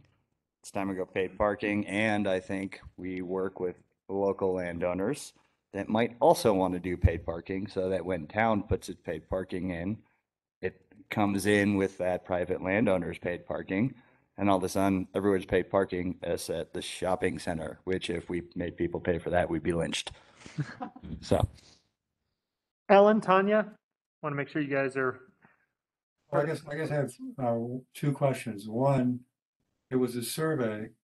What was the general consensus or lack thereof about paid parking on the part of the public and businesses?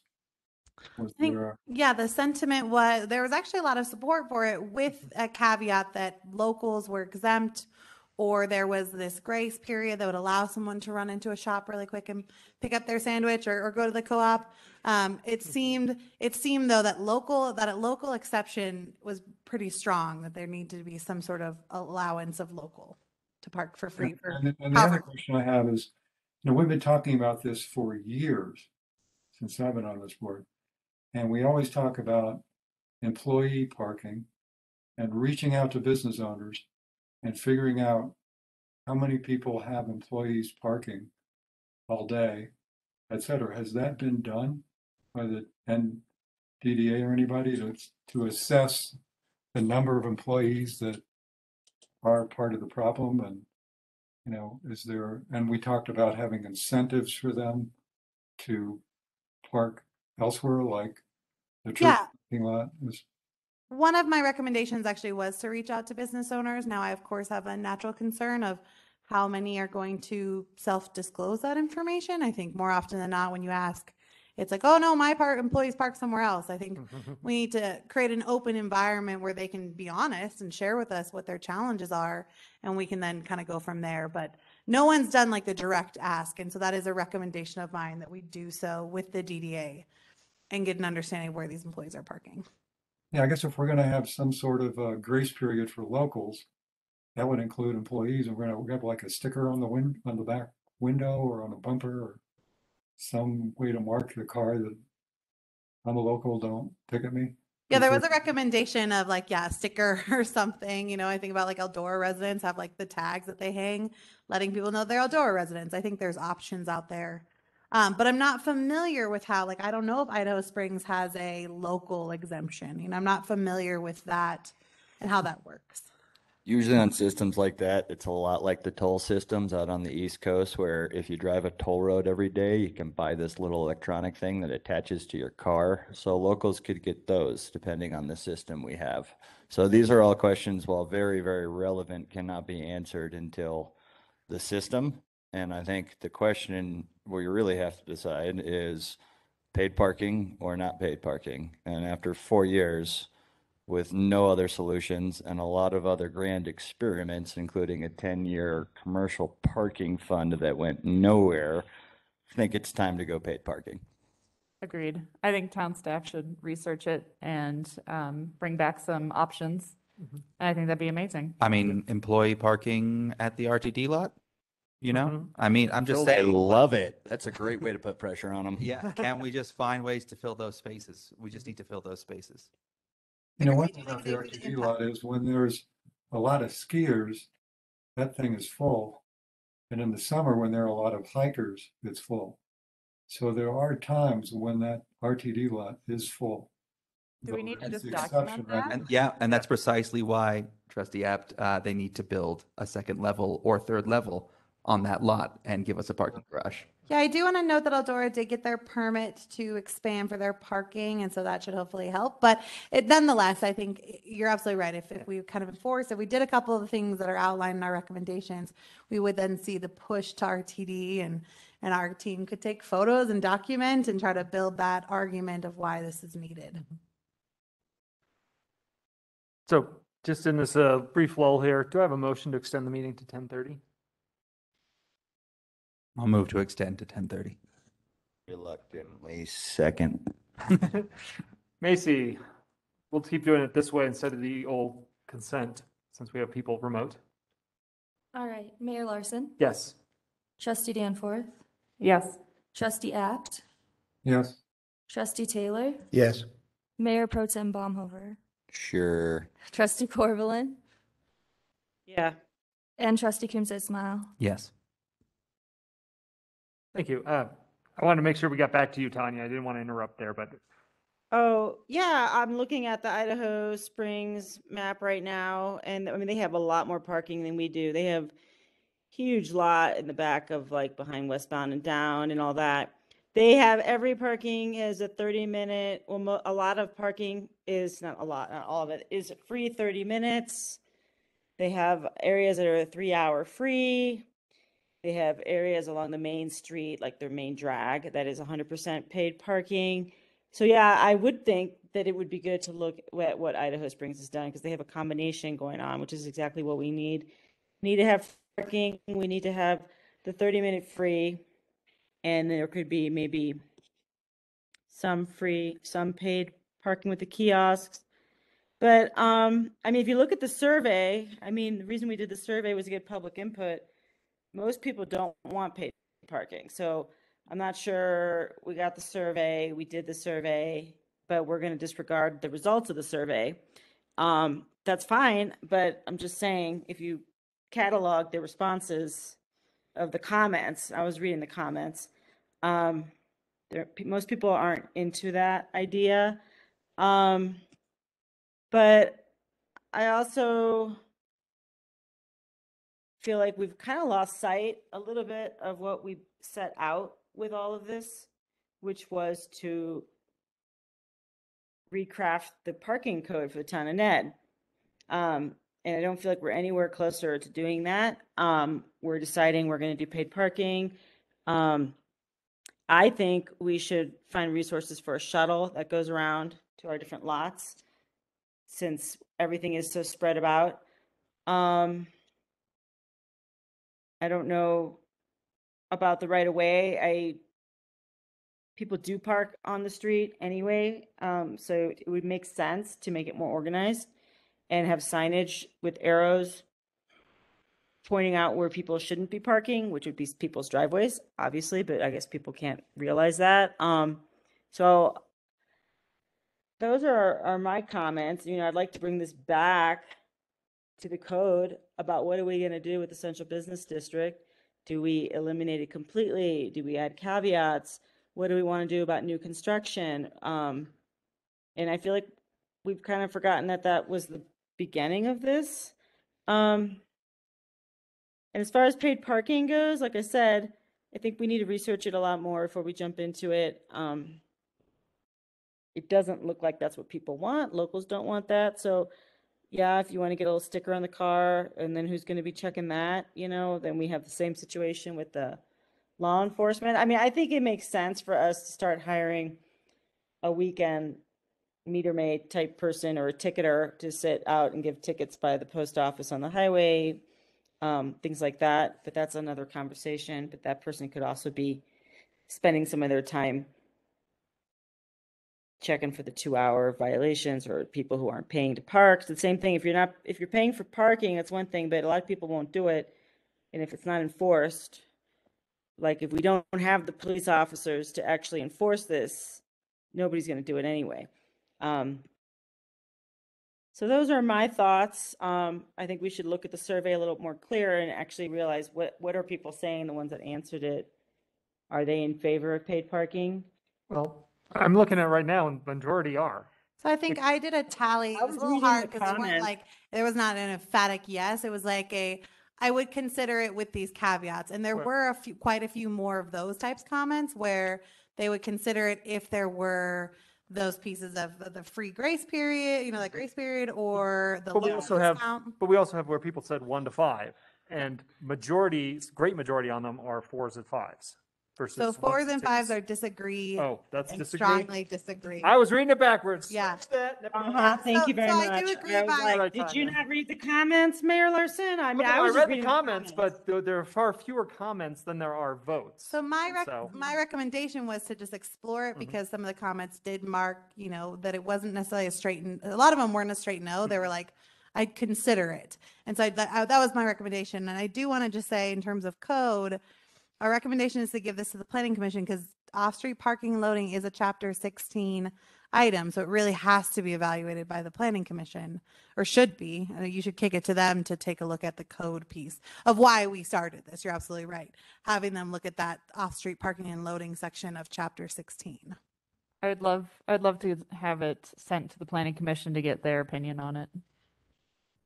But I mean, do you guys not remember that we started this whole conversation because of we wanted to craft a revised parking code for the town of Ned and the central business districts? We're sick of giving out these variances for everybody, and it just seems so unfair. And it was just like, what's the point of these parking rules if we're giving out, everybody's getting a variance, and once you give one person a variance, you can't not give it to the next person. So I think that's a Chapter 16, and the Planning Commission needs to weigh in because that's their area of focus is Chapter 16, and the use group table as well as the parking code all lies within Chapter 16.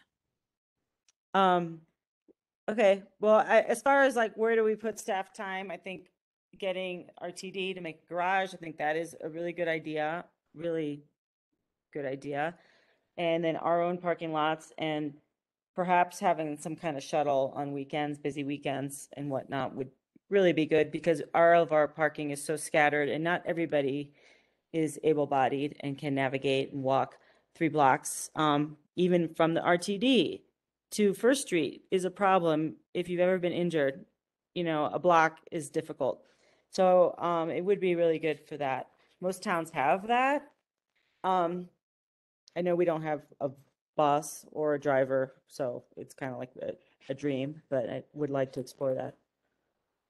Yeah, I do still think we need to, and the survey made this very clear that ADA accessible spots would still be provided by businesses, and I think those should be unmetered also. So this is a discussion item, and I want to throw it out for those who have remained with us, both in the audience and online. I saw one hand up online. So Karen Blakemore, did you want to weigh in on this? Yeah, I have just a couple quick comments.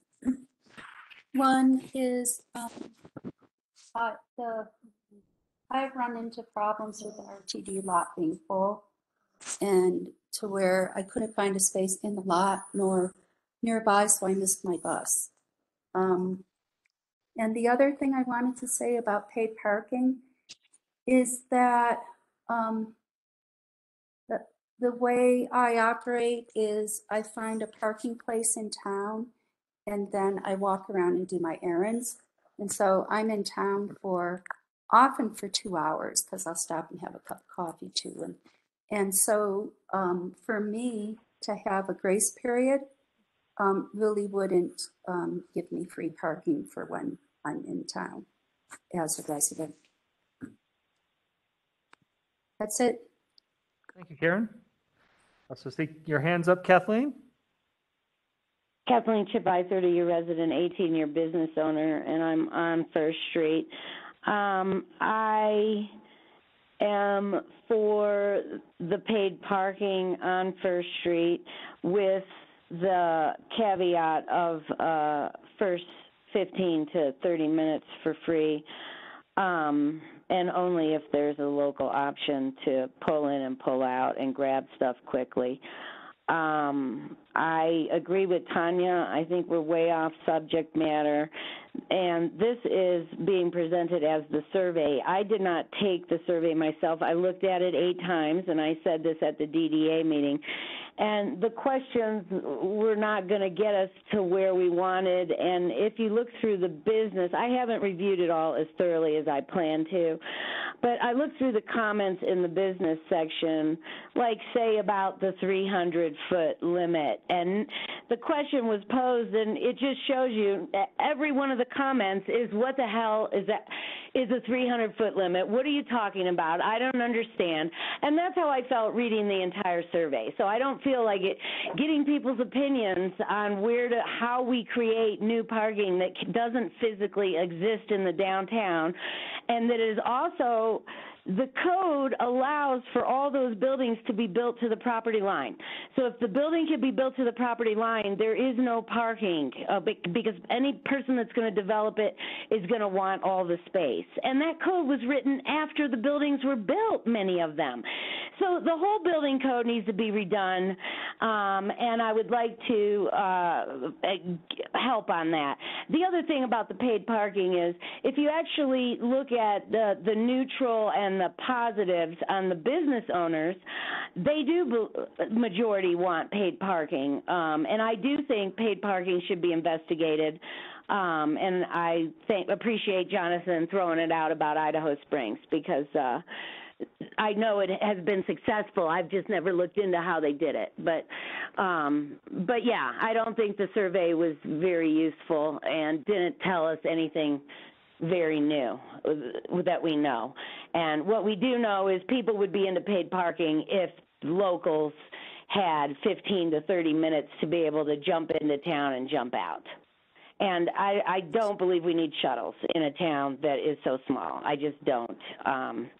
I think we should just make our parking work. And at the DDA meeting, they talked about changing the way people come in on or park, where the slant of the park on First Street would be extremely helpful. And I think less signs that say 2 hours parking, because the pole in front of my store has been run into by numerous people, and we have no enforcement. That's the other thing I want to point out. Jen Feinlevin just said, we don't have... Thank you, Kathleen. That's your 3 minutes. Okay, well, we don't have staff. I'll finish. We don't Yep, have thank staff you. to be able to go out and ticket anyways. So Thank you. I don't know what to say about that. So Thanks for your, anyone, any other members of the public want to speak on this? Oh, sorry, I saw, yeah, sorry, I was staring at my screen. I missed the person in front of me, Caleb. I'm not used to this, something exists outside of my screen. Kayla Evans, 1250 Eldora Road. I just have a couple of comments to make to throw some thoughts into your mind. The RTD parking lot, they were supposed to, at some point, the little area next to it going further west is the sledding hill for the town of Nederland. There are going to be a lot of people really upset if that's turned into a parking lot. Just letting you know that. But that was supposed to be the parking lot as they go up 2 stories on the whole thing and the design. But if you have an alternative, there is a project before you, hopefully, that at some point, I do think you and I have had long discussions, and you and I have long discussions. Nederland is a town that prides itself on tourism. We have a lot of our income that comes in from tourism, whether it's ski area in the winter or summer people, leaf people, whatever. If you drive up from Boulder and you can't find a place to park, you continue on over to Estes, or you go on over to Central City. You're not going to have people doing a loop 3 or 4 times in Nederland to find a place to park. So the more convenient we can make parking for people, that's just a common thing. Is my time up real quick? Okay. Oh, I thought that was you. Now I'm paranoid. We have to make this user-friendly for the tourists, because they're going to either go 20 minutes on down to Boulder, an hour on over to Estes, or a half an hour on over to, Central City.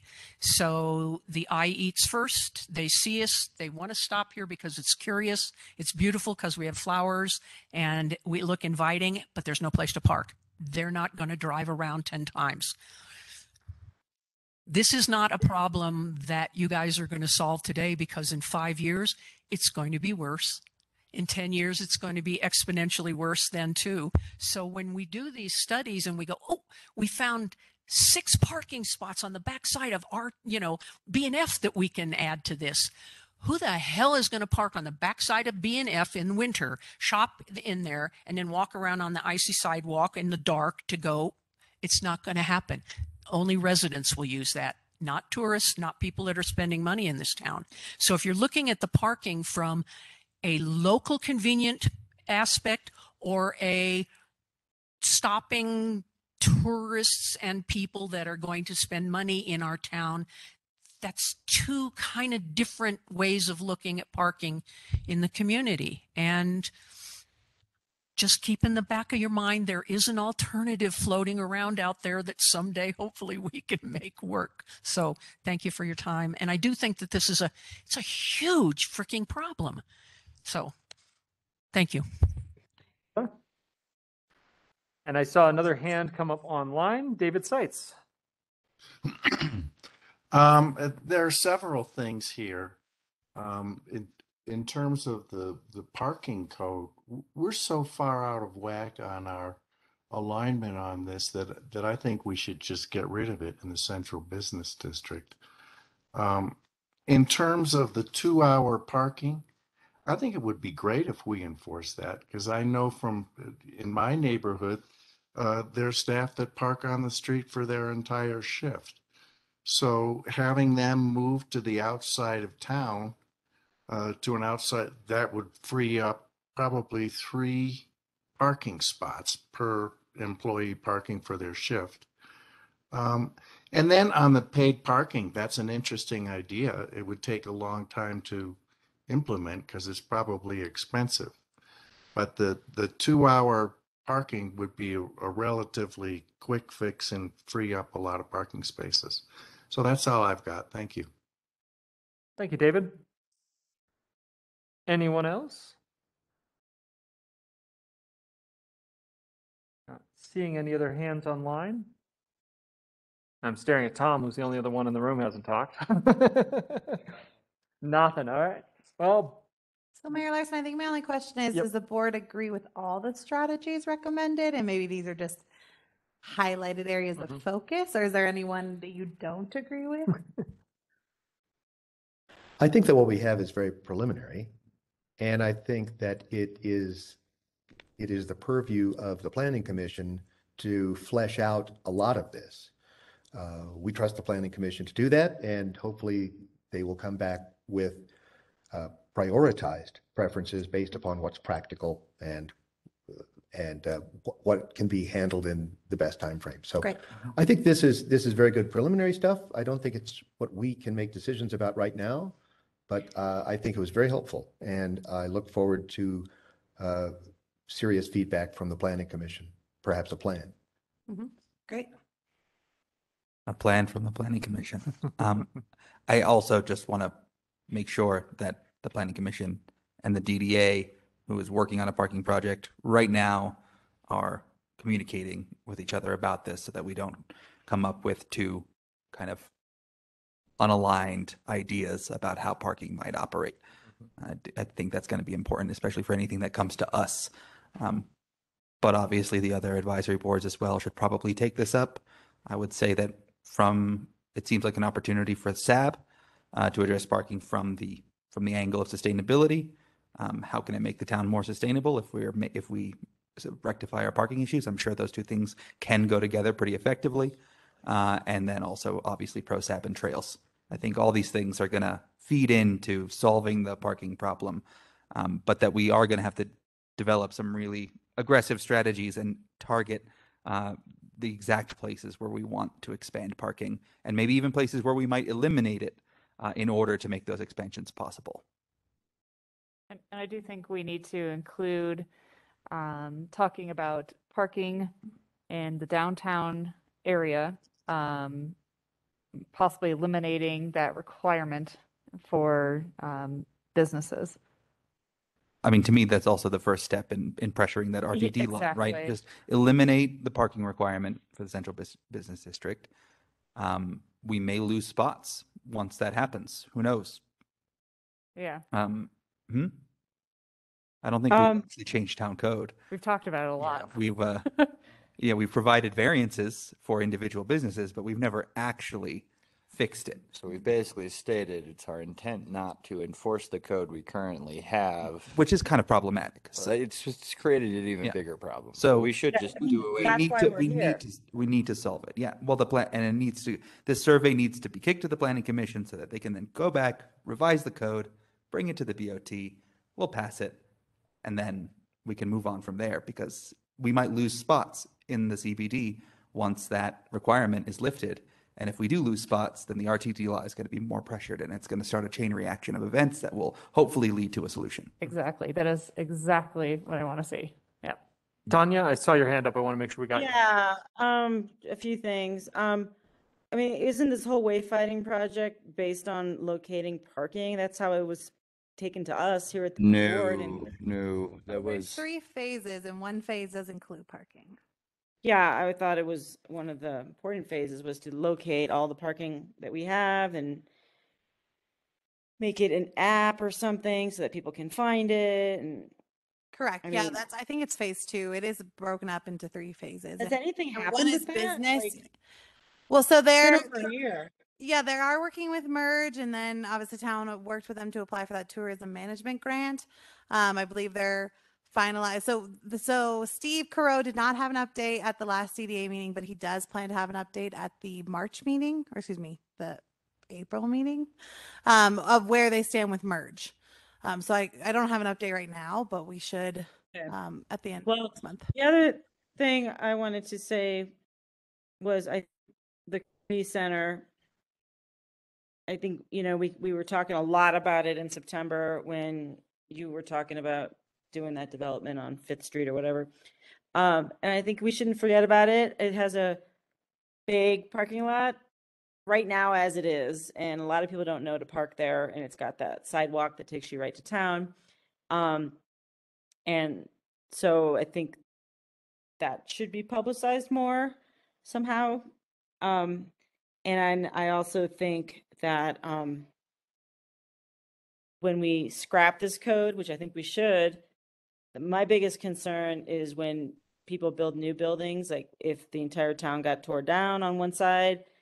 Right now, the plan is to have an underground garage, which is great. But what if someone decided not to do that and we didn't have anything in place? And all those parking lots would be gone. Are we okay with that? Not having any sort of stipulation for new construction. And I know you say this has to go to the planning commission, but that's always been my concern is what do we do about new construction and apartments and whatnot. But I think this is great. I think you have a lot to look at here. I don't think we're anywhere near solving the endless problem of parking until we get a parking garage. But I think it's good work. I think the 2-hour parking should be enforced, but we don't have anybody to do that or any means to do that.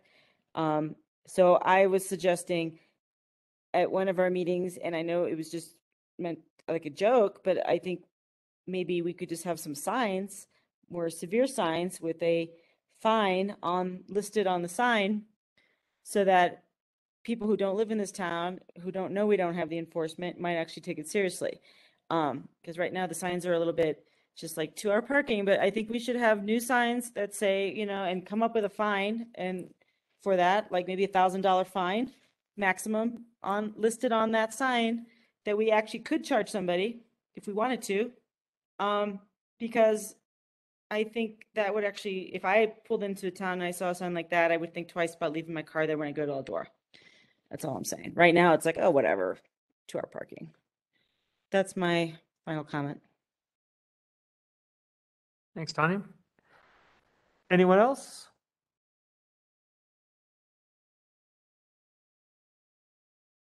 I think staff, you guys have direction. All right. Well, we will move into staff reports, which are in the packet. Yeah, they're in the packet. I just want to highlight a couple of things. First, a huge shout out to Macy over here. Macy worked tirelessly all by herself to pull together all the ballots. Ballots went out on Monday, which was day 1 to go out. So definitely appreciate all of Macy's hard work. It's 1,170 some odd ballots. And this is a human power. We hand stuff these, hand fold them, do everything kind of in-house. Peter printed all the envelopes, so team effort, but huge shout out to Macy. And your ballots will be in your boxes soon. So just a reminder of where you can turn those in. You can bring them to the community center. We will open the ballot box tonight when we leave. You can bring them to town hall Monday through Friday, 9 to 5, or you can mail them. And then on election day, which is April 5th, they can be brought here to the community center. We released the Safe Built survey as Trustee Corvalin and Trustee Taylor have requested. We drafted that. Cynthia Baki helped to draft that, and we did release it. And I think I have 25 comments so far, so that's been really cool to see. They're just as mixed as parking.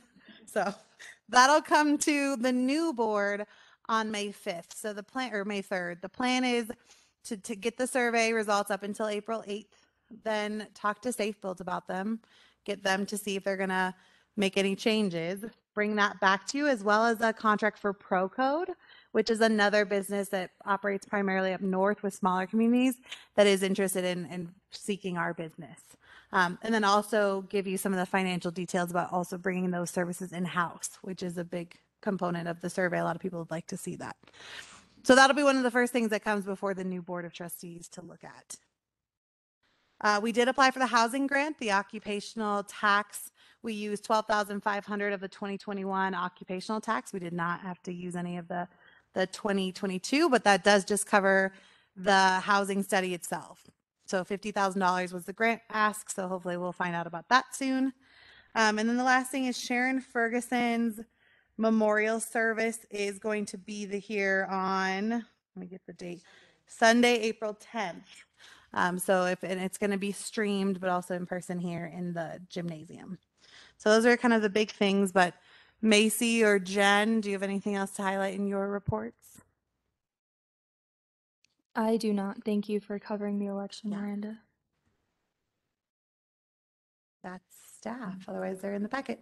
Awesome. Thank you guys again all so much. And thank you for all the work I know you guys have been putting in to prep for this weekend. Yes, it's also President Day, so Yep. Public Works is in the thick of it. So you may not hear from them, but I was gonna say, I'm hoping they're resting up right now, and that's why they they're not are. here. They all adjusted their schedules, so they ended up. So if you haven't heard from them, it's because most of them ended up being off for 6 days in order to be on. For the weekend. 45. All right. Awesome. Thank you much. We'll just make this pretty quick. The only thing I wanted to highlight was the fact that President Biden signed the omnibus bill today, so our $525,000 is actually officially now on the way for Big Springs egress. And yeah, that's a long time coming. I know we have a little bit more to get there, but that is a huge step forward, and very excited really thankful for all the work that, that Public Works put in on that, the fire department put in on that you guys, town staff did. Incredible job last summer, quickly pulling that grant together. And I also just got the notification for the meetings for next year's proposals. So there are going to be meetings should we want to apply for more community grants from our congressman. If we have any future projects like bridges or broadband or something else interesting that we could come up with. Yeah. Make our trails emergency.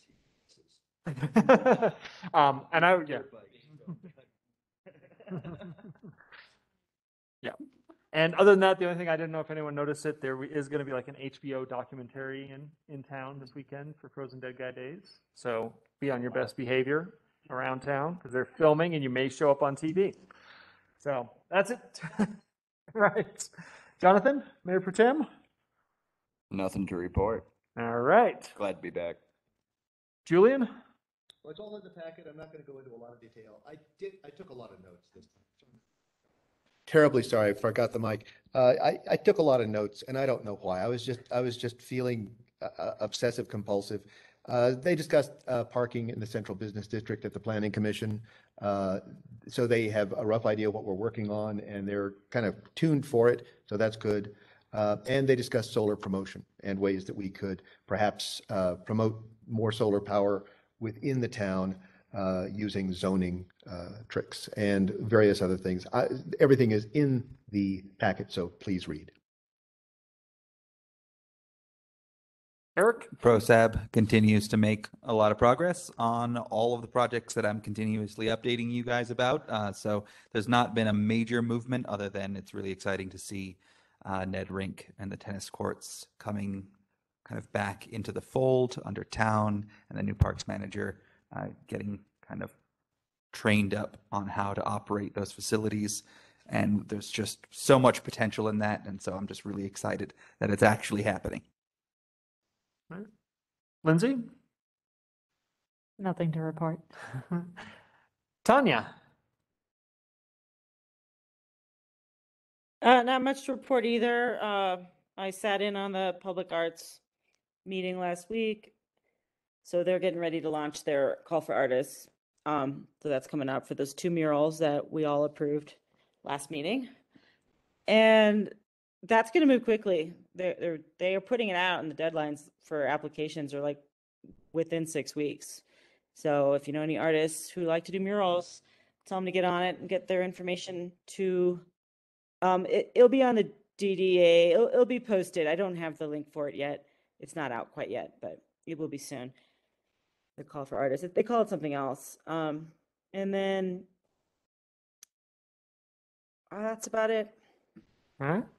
Thank you. Alan? Yeah, I guess, nothing major that's new with SAD. They are moving ahead with green business program, which I think could have a lot of potential. Still working on trying to get more capacity for compost because there are places that would like to do more composting and we don't have the capacity. And that fits into the zero waste initiative, which will continue. On the Colorado Communities for Climate Action front, a really exciting new development was we lobbied the Public Utilities Commission heavily to not allow Excel to continue to fund the Comanche coal-fired power plant almost indefinitely. And so they turned down Excel's application to do that, and they can't hand us the bill for it. And they will be retiring it sooner. And we should get a lot more renewable energy a lot sooner, which can help us get closer to our Nederland goal of 100% renewable energy. Maybe not by 2025, but certainly a lot sooner than 2040. So that's pretty much it from my end. And one other thing I just mentioned is this is my last Board of Trustees meeting.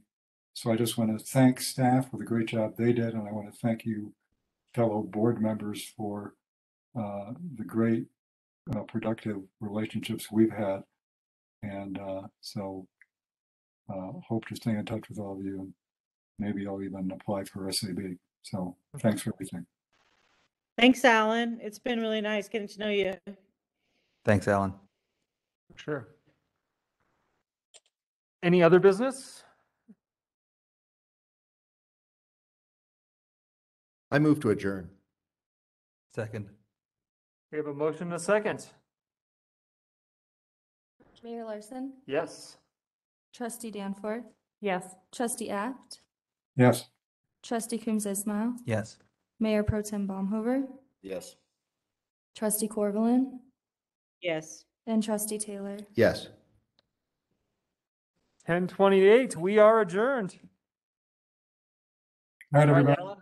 Alan, I want to buy you a thank you beer at some point, but I kept that off the record.